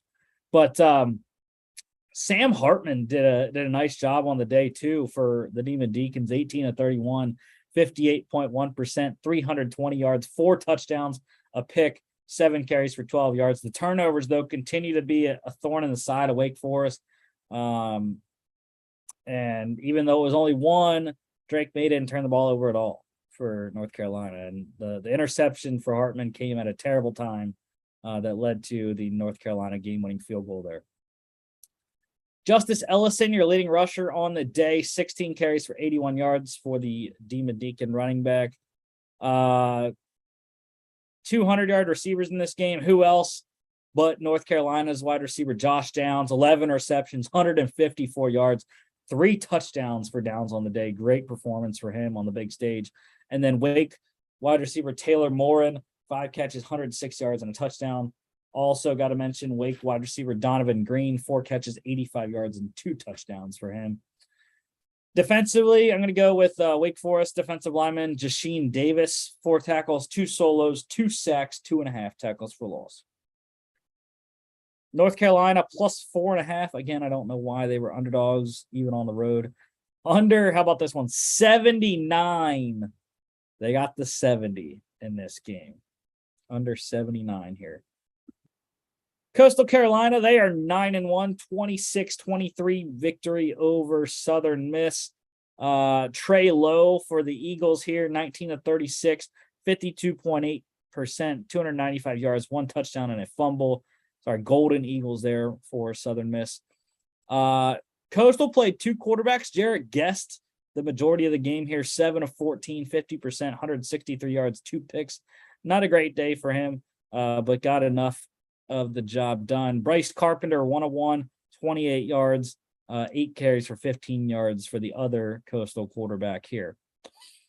Leading rusher in the game, Coastal running back CJ Beasley, 4 carries, 68 yards for him. And how about the all-purpose day for Frank Gore Jr., the Southern Miss running back, 13 carries, 46 yards, 5 receptions, 90 yards, and he went 1 of 2 passing for 18 yards as well.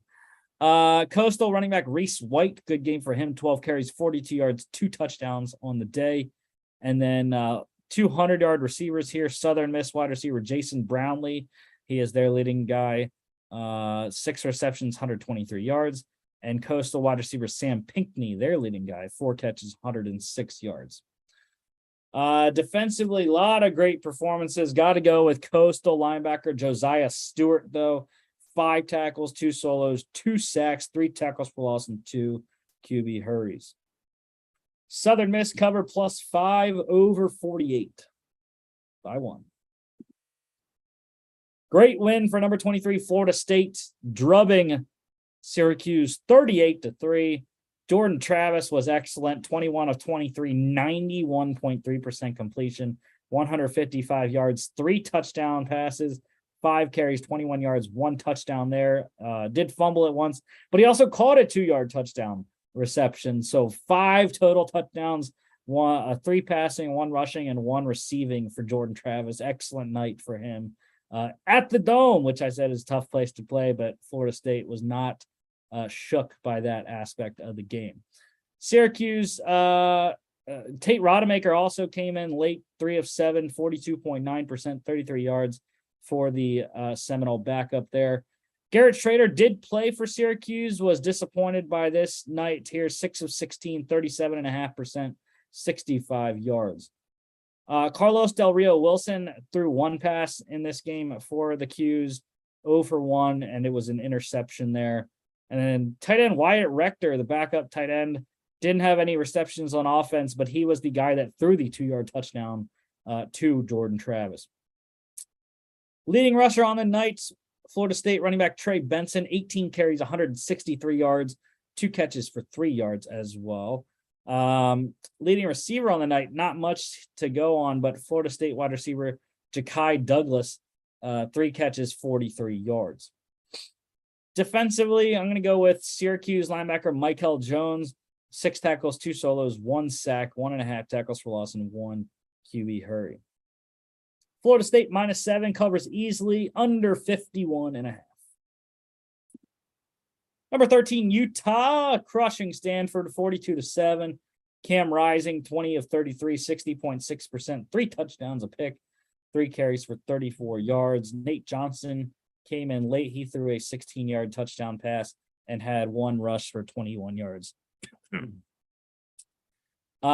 Stanford quarterback Tanner McKee, 11 of 23, 47.8%, 155 yards, a rushing touchdown on the night. Struggled mightily in this one. How about the night for Utah running back Tavion Thomas, 22 carries, 180 yards, 2 touchdowns for the excellent Ute running back.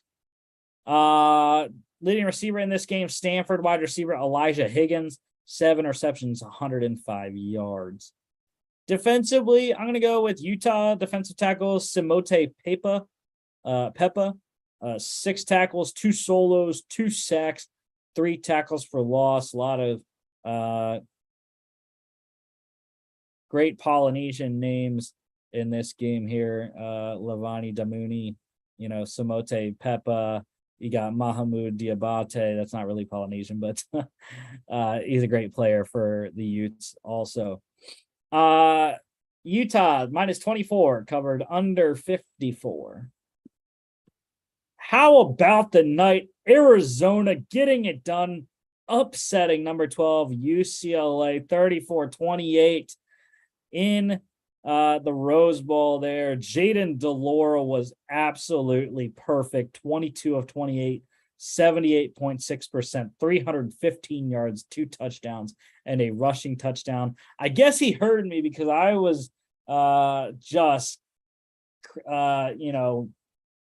negative Nancy against Delora in the pregame on Friday, and he showed me for sure.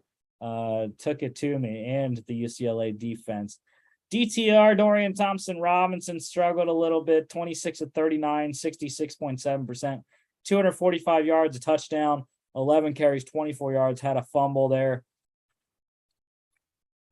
Was driving them, was just not able to get it done in the end to win the game. Zach Charbonnet had a fantastic night for the Bruin offense. 24 carries, 181 yards, 3 touchdowns, 9 receptions for 38 yards. Tough in a loss to have that kind of night there. Jacob Cowing, the leading receiver for the game, Arizona wide receiver, 9 receptions, 118 yards there. The UTEP transfer having a fantastic season for the Wildcats. And then defensively, got to go with Arizona linebacker Jacob Manu. 10 tackles, 5 solos, 1 pass deflection, 2 QB hurries for him. Arizona +20 wins outright under 77.5. Not even close. 62 in this game. San Diego State crushing San Jose State 43-27. Jalen Naden had a night for the Aztecs, 17 of 22, 77.3%, 268 yards, 3 touchdowns, a pick, 13 carries for 61 yards. Chevin Cordero had a decent night also for the Spartan offense, 19 of 33, 57.6%, 195 yards, 3 touchdowns, a pick, and a rushing touchdown. Leading rusher on the night outside of Naden was San Diego State running back Jalen Armstead, 15 carries, 46 yards, and a touchdown. We had a 100-yard receiver in this one. That was Aztecs wide receiver Tyrell Shavers, 4 catches, 111 yards, and a touchdown. Defensively, I'm going to go with San Diego State defensive lineman Jonah Tavai. I believe that's Jelani's brother, the linebacker in the NFL.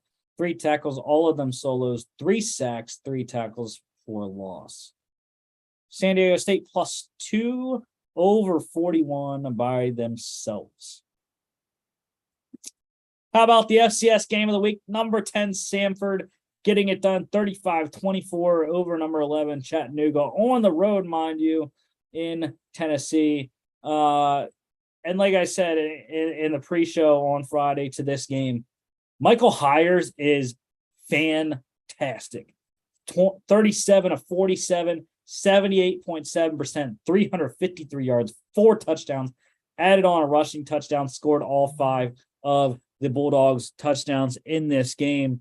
The Eastern Michigan transfer Preston Hutchinson had a decent game himself, struggled with turnovers though. 24 of 37, 64.9%, 320 yards, 2 picks, 4 carries, 17 yards, and a rushing touchdown for him. Really, the reason why Chattanooga was in this game was their running back, Eileen Ford, 24 carries, 144 yards, 2 touchdowns, 1 catch, 3 yards there.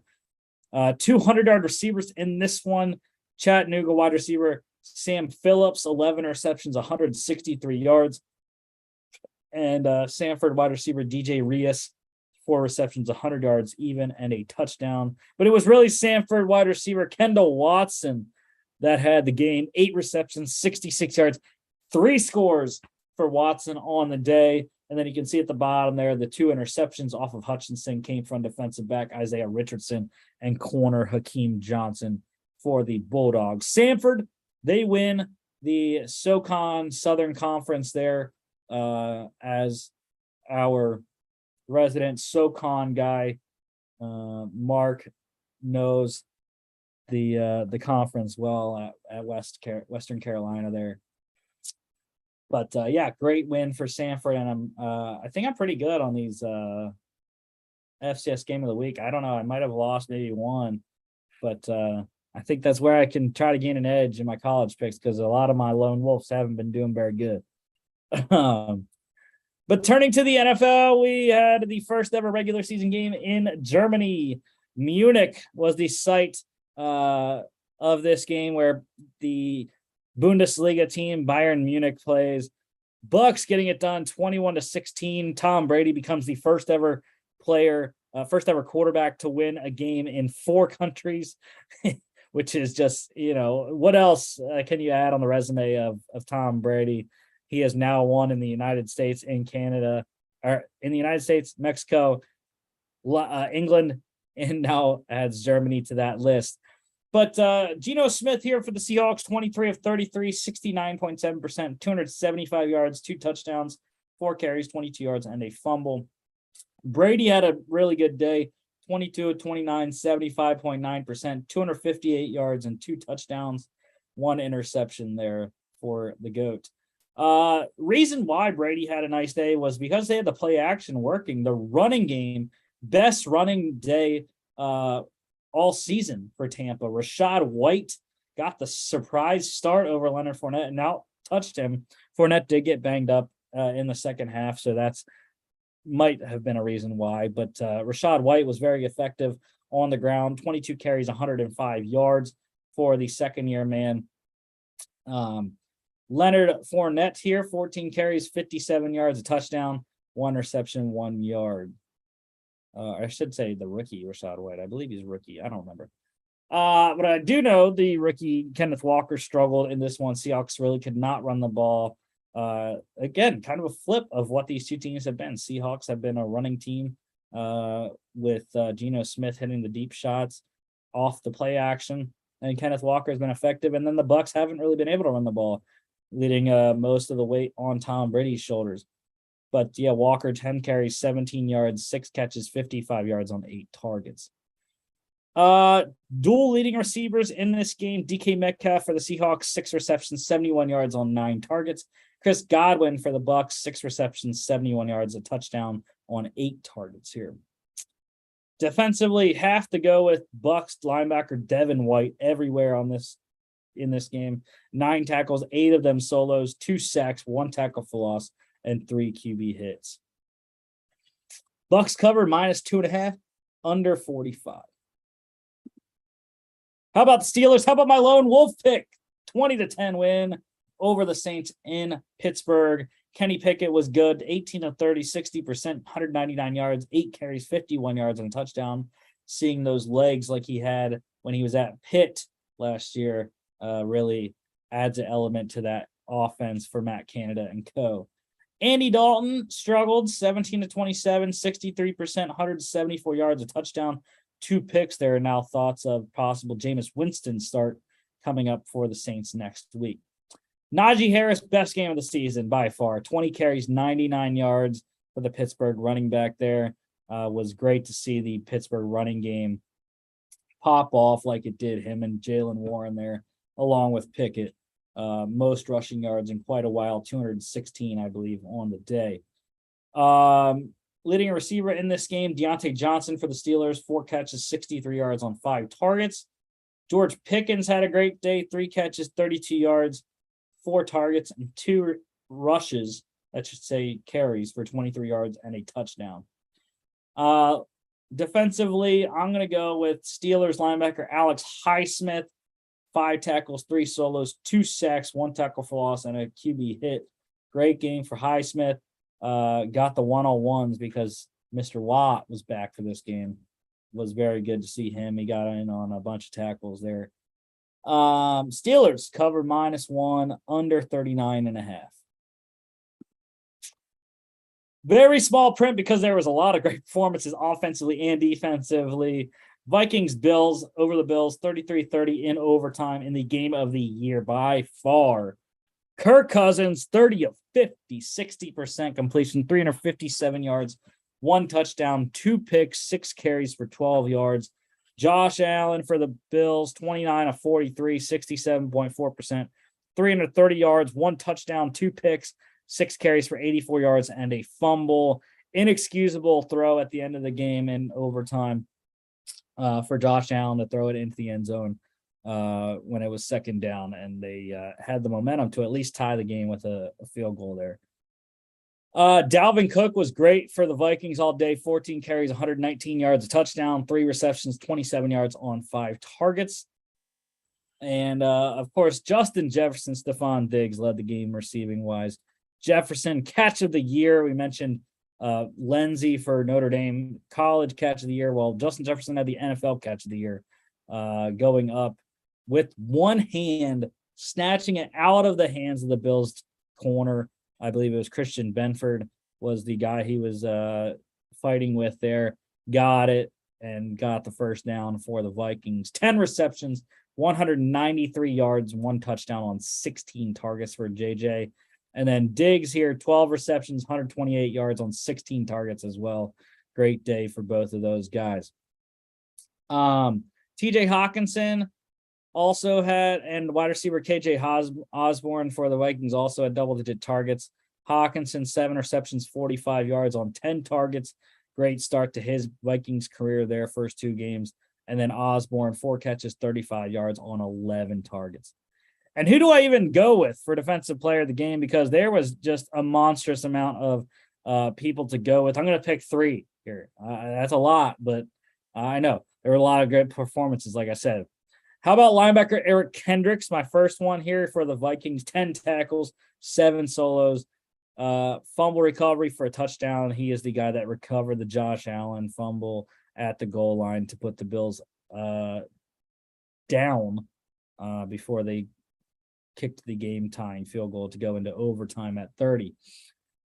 Second guy I'm going to highlight here, Patrick Peterson, the corner for the Vikings, veteran guy, been around a long time in Arizona and now Minnesota for the last couple of years. 4 tackles, 3 solos, 2 pass selections, 2 pick, including the game-sealing one in the end zone off Josh Allen.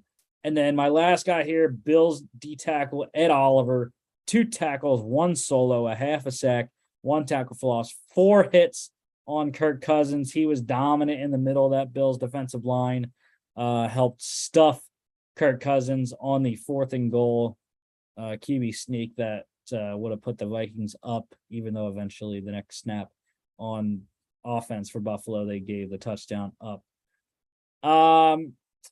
Vikings plus 6.5 over 46.5 easily. Lions, what a win in Chicago, 31-30 over the Bears. Jared Goff, 19 of 26, 73.1%, 236 yards, a touchdown, 4 carries for 14 yards. Justin Fields continues to be dominant on the ground, 12 of 20, passing 60%, 167 yards, 2 touchdowns, a pick, 13 carries, 147 rushing yards, 2 rushing touchdowns there, including a 67-yarder. That's really what you got to shut down is the Bears rushing game. I don't think they can pass on you, so I would load the box and have sound tackling in the back end against Fields, and I think the Bears are pretty one-dimensional after that. Jamal Williams led the game in rushing outside of Fields, 16 carries, 59 yards, a touchdown. Amon-Ra St. Brown, great game for him. Lions receiver had 10 catches, 119 yards on 11 targets. Bears tight end Cole Kmet, good game, 4 catches, 74 yards, 2 touchdowns on 7 targets. Defensively, I'm going to go with the guy that helped the Lions win here. Lions corner Jeff Okudah had 1 tackle. It was a solo, 2 pass deflections, and a 20-yard pick 6 off of Fields. That really helped the Lions to put them up before Fields took off on his touchdown run. Jared Goff led the Lions back to win the game on his touchdown drive there. Lions +3 over 48.5. What a paltry offensive day it was in Nashville here. Titans getting it done, though, 17-10 over the Broncos. Thought the Broncos had it. They were up 10-0. Titans came back, scored 10 to get it 10-10 at halftime, 7 points in the second half. That's all it was for Tennessee. Russell Wilson, 21 of 42, 50%, 286 yards, a touchdown, and a pick. Was getting pressured all day. Titans defense really had a great performance for them. Ryan Tannehill, though, he returned 19 of 36, 52.8%, 255 yards, 2 touchdowns, 2 carries for 12 yards for the Tennessee quarterback. Derrick Henry, not a great day, but led the game in rushing, 19 carries, 53 yards, 2 receptions, 14 yards there. Broncos defense really solid against Henry all day there. Who they could not stop, though, was Titans wide receiver Nick Westbrook-Ikhine. He was dominant, 5 receptions, 119 yards, 2 touchdowns, 8 targets there for him. Broncos wide receiver Cortland Sutton, also double-digit targets here, 6 receptions, 66 yards on 11 targets. And the shout-out to App State wide receiver Jalen Virgil there for the Broncos, 1 66-yard reception for him in his first NFL game. 66-yard touchdown reception, I should say, on his only target. Defensively, I mean, there's everyone. Everyone on both defenses was outstanding. If I had to pick one, I guess I'm going to go with the top guy there in tackles in terms of who I'm going to pick here. Titans defensive end Mario Edwards Jr., 4 tackles, 2 solos, 1 sack, 2 tackles for loss, 4 QB hits on Russell Wilson. Titans cover -2.5, under 39.5. Chiefs getting it done, 27-17 over the Jags in Arrowhead. Patrick Mahomes, 26 of 35, 74.3%, 331 yards, 4 touchdowns, a pick, 7 carries for 39 yards, everything working for the KC offense in this one. Trevor Lawrence, 29 of 40, 72.5%, 259 yards, 2 touchdowns, 4 carries, 26 yards here. Pretty solid day for Lawrence, even in a losing effort. Chiefs running back Isaiah Pacheco led the game in rushing, 16 carries, 82 yards, and a fumble. His fumble, along with another fumble the Chiefs had on offense, crushed 2 of their drives that would have made this game even worse of a score than it was. Christian Kirk led the game in receiving here, 9 receptions, 105 yards, 2 touchdowns on 12 targets for the Jags receiver. Also getting double-digit targets in this one, Jags wide receiver Zay Jones, 8 receptions, 68 yards on 10 targets. And then also got a shout out Chiefs wide receiver Kadarius Toney, 4 catches, 57 yards, touchdown, 5 targets for him. First touchdown as a Chief there. Defensively, I'm going to go with the bottom guy there. Chiefs D tackle Chris Jones, 2 tackles, 1 solo, 1.5 sacks, 1 tackle for loss, 2 QB hits on Lawrence. Chiefs covered by the hook, unfortunately, for my best bets, -9.5, under 51.5. Dolphins blowing out the Browns 39-17 in Miami. Tua Tagovailoa was great, 25 of 32, 78.1%, 285 yards, 3 touchdowns. Jacoby Brissett wasn't bad either, 22 of 35, 62.9%, 212 yards, 1 touchdown, 7 carries for 40 yards. Running back Jeff Wilson Jr., great game for him, 17 carries, 119 yards, a touchdown, 2 receptions for 24 yards on 5 targets. Browns wide receiver Donovan Peoples-Jones, your leading receiver in this one, not Tyreek Hill nor Jalen Waddle. 5 receptions, 99 yards on 9 targets. I should have started him in fantasy. Defensively, I'm going to go with Dolphins defensive tackle Christian Wilkins, 7 tackles, 3 solos, 1 sack, 1 tackle for loss, and 3 QB hits. Dolphins cover -3 easily, over 49.5. Giants getting to 7-2, 24-16 over the lowly Texans. Davis Mills, 22 of 37, 59.5%, 319 yards, a touchdown, and a pick. So not a bad day for Mills, just in a losing effort there. Giants quarterback Daniel Jones, 13 of 17, 76.5%, 197 yards, 2 touchdowns, 5 carries for 24 yards.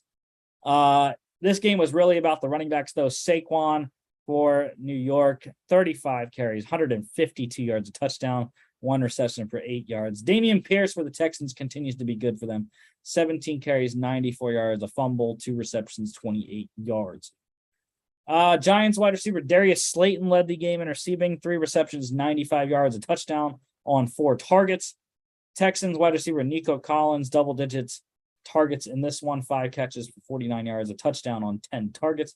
And then shout out to our boy, LC Lawrence Cager. Did not know he was on the Giants. That's what I texted Mark on Sunday. I was like, I didn't even know he went to the Giants. I had known he would have been on the Jets practice squad for a while, but great to see him. 2 receptions, 9 yards. I believe that's his first career NFL touchdown in the regular season. Caught both of his targets there on the day. Defensively, have to go with Giants defensive tackle Dexter Lawrence, 5 tackles, 1 solo, 1 sack, 1 tackle for loss, 1 pass deflection, and 5 QB hits on Davis Mills. Giants cover -5, under 41.5 by 1.5. Colts, what a win for interim head coach Jeff Saturday. 1-0 he is in his Colts head coaching career. 25-20 over the Raiders, who just absolutely suck. Mark Davis reaffirming that Josh McDaniels is the guy to do this job, apparently. So, but Derek Carr, 24 of 38, 63.2%, 248 yards, 2 touchdowns. Matt Ryan, the surprise starter for Indianapolis. We heard all week it was going to be Sam Ehlinger continuing to start. Saturday flipped the switch on yesterday and said, nope, the veteran's going to get the start, and he answered the bell. 21-28, 75%, 222 yards, a touchdown, 4 carries for 38 yards and a touchdown. And how about the 30-year-old play caller, Parks Frazier, really saying, okay, I know what we have on offense, and we have to run our offense through JT, who is that dude. 22 carries, 147 yards, touchdown, 2 catches for 16 yards. Great to see JT finally getting the games we were all accustomed to seeing last season. Leading receiver in the game, of course, wide receiver Devontae Adams for the Raiders, 9 catches, 126 yards, a touchdown on 14 targets there. And defensively, I'm going to go with Colts defensive tackle Grover Stewart, 4 tackles, 3 solos, 1 sack, 2 tackles for loss, and 1 QB hit. Colts +4 over 41.5. Surprise upset Packers getting it done 31-28 in overtime over the Cowboys in Lambeau. Dak Prescott 27 of 46, 58.7%, 265 yards, 3 touchdowns, 2 picks. Aaron Rodgers, what a day for him. 14 of 20, 70%, 224 yards, 3 touchdowns, a fumble. Great rebound for him after a 5-game losing streak there. The Cowboys running back there, Tony Pollard, 22 carries, 115 yards, a touchdown, 3 receptions, 13 yards on 6 targets. Leading rusher in the game, however, was Packers running back Aaron Jones. Just dominant on the ground was Green Bay. 24 carries, 138 yards, a touchdown, 2 receptions, 18 yards. 200-yard receivers in this one. CeeDee Lamb was everything on offense for Dallas. 11 receptions, 150 yards, 2 touchdowns, 15 targets for CeeDee there. But the coming out party of second-round pick wide receiver Christian Watson for Green Bay. 4 catches, 107 yards, 3 touchdowns for the rookie, 8 targets on the day. Great performance, and again, coming out party on national TV yesterday. Defensively, I'm going to go with, how about Packers safety Rudy Ford? Normally a special teams guy, was pressed into duty with the injuries. 4 tackles, all of them solos, 2 pass deflections, and 2 picks. Doubled his career total. He had only had 1 in his career prior to that. So great performance and step up for Rudy Ford. Packers plus 3.5 over 44.5. Cardinals upsetting the Rams 27-17 at SoFi Stadium, I believe this game was. Colt McCoy, the battle of the backup quarterbacks here. Colt McCoy gets it done, 3-1 in his career starting now. 26 of 37, 71.3% in his Cardinals career, I believe, starting. He's 3-1. 238 yards, a touchdown. John Wolford for the Rams, 24 of 36, 66.7%. 212 yards, a touchdown, a pick, and a fumble. Struggled with turnovers, did Wolford all day. Cardinals running back James Conner, your leading rusher in this one, came back after being out for a couple games. 21 carries, 69 yards, 2 touchdowns, 3 receptions for 17 yards. Of course, Cardinals wide receiver DeAndre Hopkins led the game in receiving, 10 catches, 98 yards on 14 targets. Wide receiver Rondale Moore also had double-digit targets for Arizona, 9 receptions, 94 yards on 13 targets for him. Defensively, I'm going to go with the guy, the veteran, J.J. Watt, defensive end for Arizona. 2 tackles, both of them solos, a sack, tackle for loss, 5 QB hits on Wolford. Dominant performance by the Cardinals defense there. Cardinals plus 3.5 over 38. And finally, Sunday Night Football, 49ers getting it done 22-16 and a comeback over the Chargers, down 16-10. They came back, scored 2 touchdowns scored 2 field goals and a touchdown, I believe, to win the game there. Jimmy Garoppolo, 19 of 28, 67.9%, 240 yards, a rushing touchdown on the night.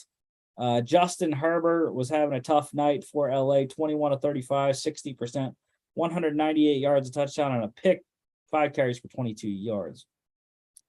49ers welcoming back running back Elijah Mitchell, second-year man. For them, 18 carries, 89 yards, 1 reception for -1 yard. Leading receiver in the game, Niners wide receiver Brandon Ayuk, 6 receptions, 84 yards on 7 targets. And defensively, have to go with 49ers defensive end Nick Bosa, 4 tackles, all of them solos, 1 sack, 3 tackles for loss, 4 QB hits for the Bosa there. Chargers did cover, though, +8 under 45.5. All right. USFL news. We got some news here. New Breakers head coach John DeFilippo says 2 teams will be based in Birmingham, 2 in Memphis, and 4 in Detroit for the 2023 season. Tampa Bay Bandits will move to Memphis and become the Showboats, as I mentioned in a previous show there. USFL announced its kickoff date will feature the Birmingham Stallions taking on the New Orleans Breakers April 15th, 2023 in Birmingham, Alabama. Their tickets just $25, I believe, to attend that game. So yeah, excited for season 2 of the USFL. Season 1 of the new XFL is coming up this spring as well, and the 2023 XFL draft starts tomorrow with the QB selection phase. Rest of the draft taking part on Wednesday there, but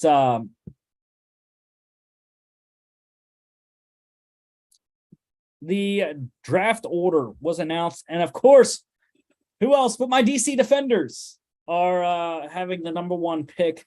Number 2 is the St. Louis Battlehawks. 3 is the San Antonio Brahmas.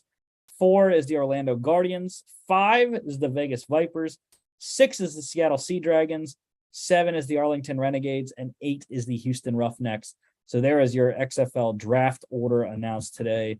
Very excited to get the updates tomorrow on the XFL draft to see who the Defenders pick and who else makes it into this league for the inaugural season coming up.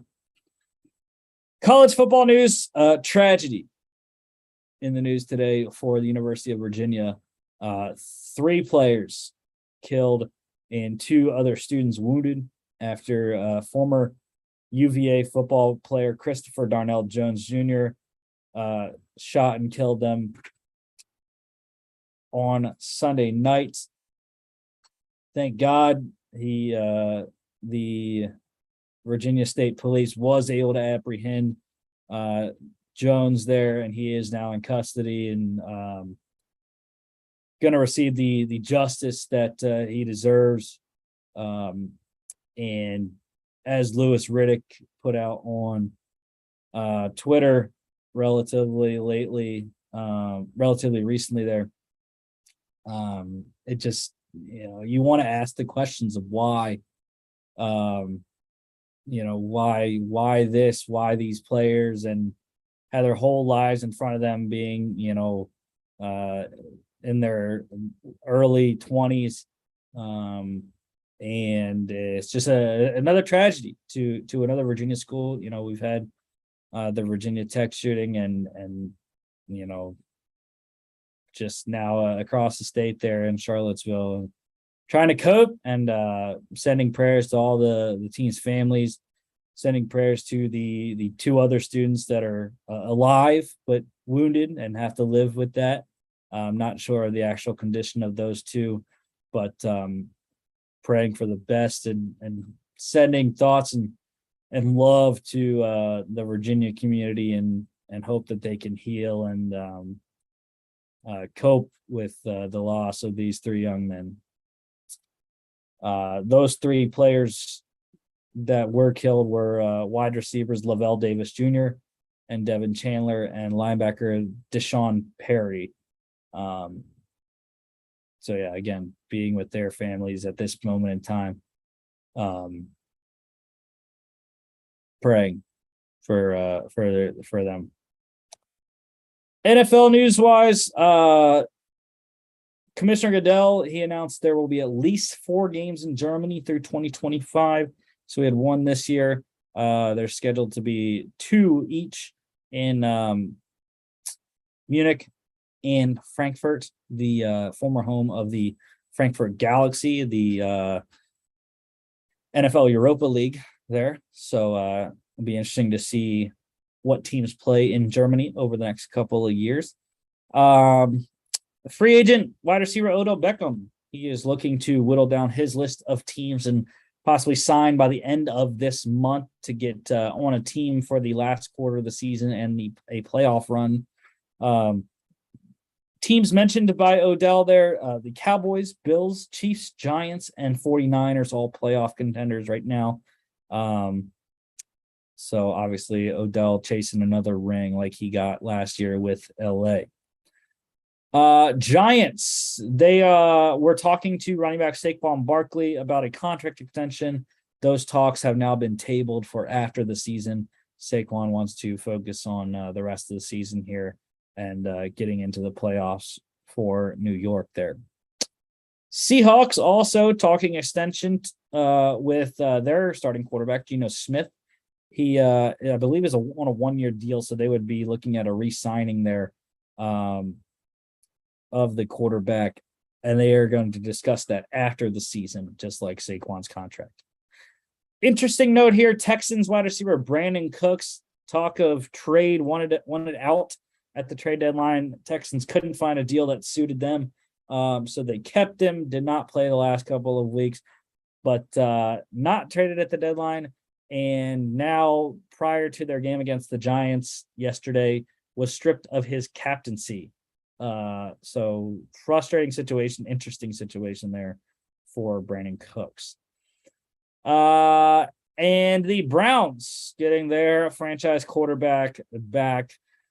Quarterback Deshaun Watson, per the terms of his suspension, he may return to practice for the first time since the preseason in Cleveland.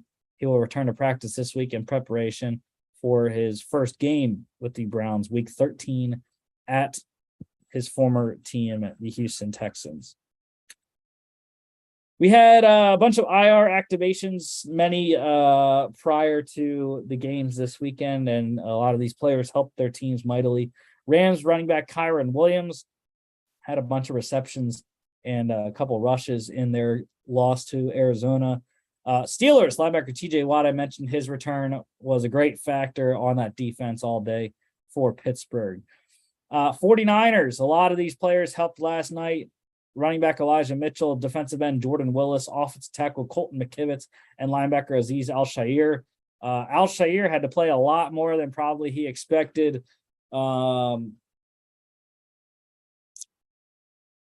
With the ejection of, I'm blanking on the linebacker's name for San Francisco, but yeah, Al-Shaair had to come in and play a lot.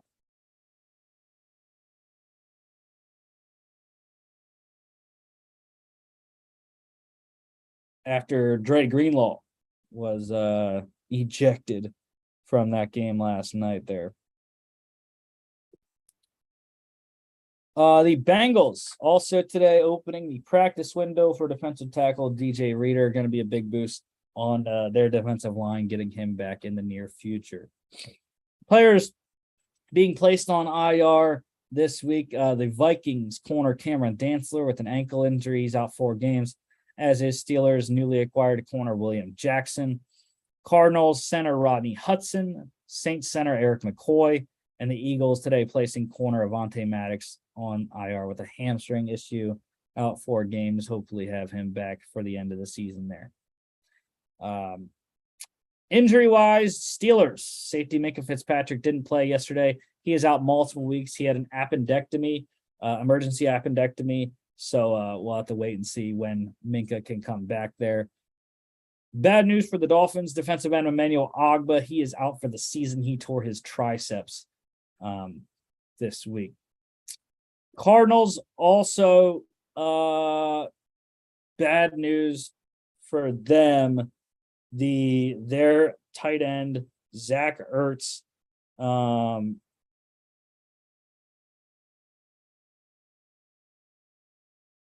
is believed to have a major knee injury. I don't think it's as bad as what they thought. Expected to miss multiple weeks of the knee injury, not suspected to be an ACL injury. I'll have to get an update on that injury there. But Rams wide receiver Cooper Kupp also suspected to have avoided catastrophe there. As an ankle injury, not expected to be season ending though for the Rams wide receiver. Interesting development in the Panthers quarterback situation. PJ Walker, he's a high ankle sprain. Interim head coach Steve Wilkes announcing quarterback Baker Mayfield will get the start against the Ravens this weekend. Broncos wide receiver Jerry Jeudy, he is believed to have a muscle strain in the back of his ankle there. Considered mild. They got good news on that today. So has no designation yet for the game coming up this weekend, but we'll have to monitor that as we go along. Also monitoring Buccaneers running back Leonard Fournette. He has a hip pointer, but is expected to play in their next game in 2 weeks. They have a bye this week and then go play in their next game in 2 weeks. And then finally, Titans corner Caleb Farley. He suffered a disc injury. Undetermined how much time he'll miss. Likely a herniated disc, they said. So could be out for the season, I would have to think, in that situation. And then a couple transactions here. The Rams, they waived running back Malcolm Brown.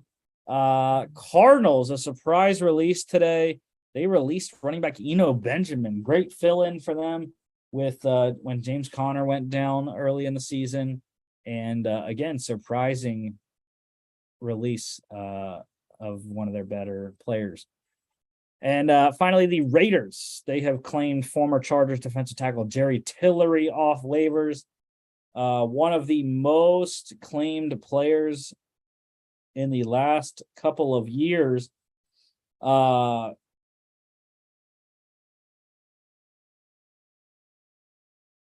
8 teams tried to claim Tillery. The Raiders, Lions, Panthers, Colts, 49ers, Jets, Giants, and the Chiefs. So Raiders, the second worst record in the league here. They got the Tillery off waivers here. Pick standings, Mark 2-0 last week. Got the Panthers with me and the Ravens with Logan and Peter, right? I knew I should have went with Baltimore. Switched at the last second, but it's all right. I'm still tied with Mark at 1-1. Lone Wolf and the Saints did not work out for me, but got the Panthers right on Thursday there. Logan Peter went 1-1 as well. They picked the Ravens and the Falcons last week. So Mark and I now tied at the top, 13-7. Logan still 2 back at 11-9, and Peter still below 500, 9-11. They're 4 back of the lead. Tonight's Go Birds. Got my AJ Brown jersey on here. Commanders at the Eagles, 11-point favorites is our Philly at home. Unfortunately, Wentz is not going to be playing to get his welcoming that the Eagles fans are going would have given him had he been on the field. I'm sure he will still get some recognition when he comes out onto the field. I believe he'll be on the sideline like he usually is while he's recovering from his thumb injury. But yeah, the Birds I expect to win, run the ball.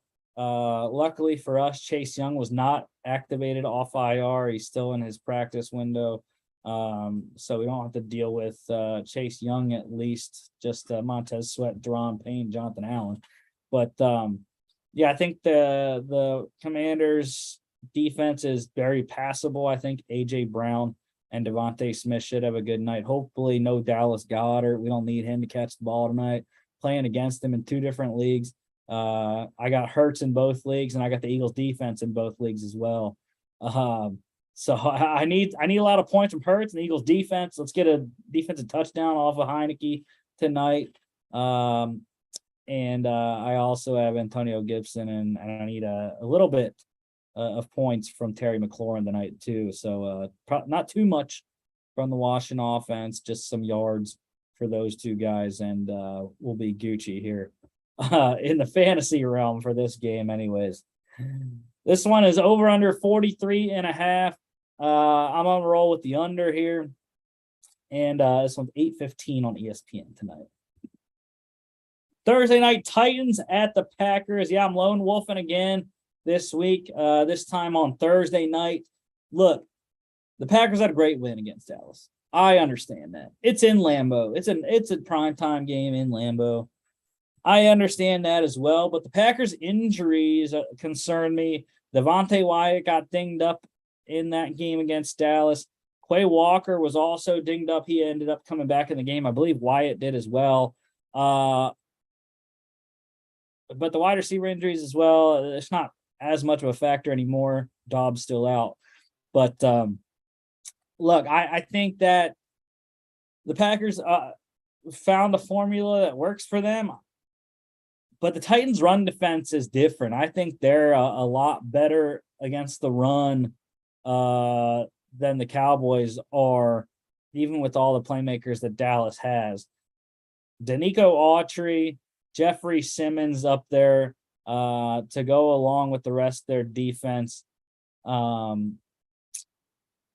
just think that they're going to be able to stop the run of Aaron Jones and A.J. Dillon, make Aaron Rodgers throw the ball, which isn't a bad idea against the Titans secondary that's going to be without Caleb Farley now. So I think that's how the Packers would have to win if they're going to win this game. And I think the Packers' run defense is going to struggle against Derrick Henry. They gave up 115 yards against Tony Pollard. Ryan Tannehill's Mike Vrabel's not going to make Ryan Tannehill beat the Packers. He's going to get 22 the ball as much as he can. And Derrick Henry on prime time is usually something special to watch. So I'm going to go with Tennessee here. I think they're the better team at this point, and the schemes work well in the Titans' favor here. This one over under is 41.5. I'm going to roll with the over actually on that one, and 8:15 on Thursday Prime Video. Next Monday, we'll be back. It's Thanksgiving week. We'll be wrapping up week 11 with the Monday Nighter in Mexico City, the 49ers at the Cardinals. And then Thursday, we got Thanksgiving games. We got an early one, 12 p.m. Eastern there, the Bills at the Lions. And then NFC East matchup there in the afternoon game, Giants at the Cowboys. And then the late game on Thanksgiving night is the Patriots at the Vikings. Should be an interesting matchup there, cross conference matchup. As always, we'll have your NCAA NFL news as well as college football and NFL game recaps from the weekend. Don't forget to follow us on all our social media at FAA Podcast on Instagram and Twitter, at FAA_bets is our betting account. And then FAApodcast.com is our website. Make sure you hit that up. Look at our shop. We got a great design for our Thanksgiving 2022 shirts. Thankful for family, food, and football with our logo on the back of those. I can't wait to get mine. It's coming in soon, my shirt, so I'll be wearing that for Thanksgiving and Friendsgiving next week as well. But thank you all for watching. Don't forget to follow us on our social media, and then you can check us out here on YouTube as well as Facebook, Spotify, Apple Podcasts, and iHeartRadio.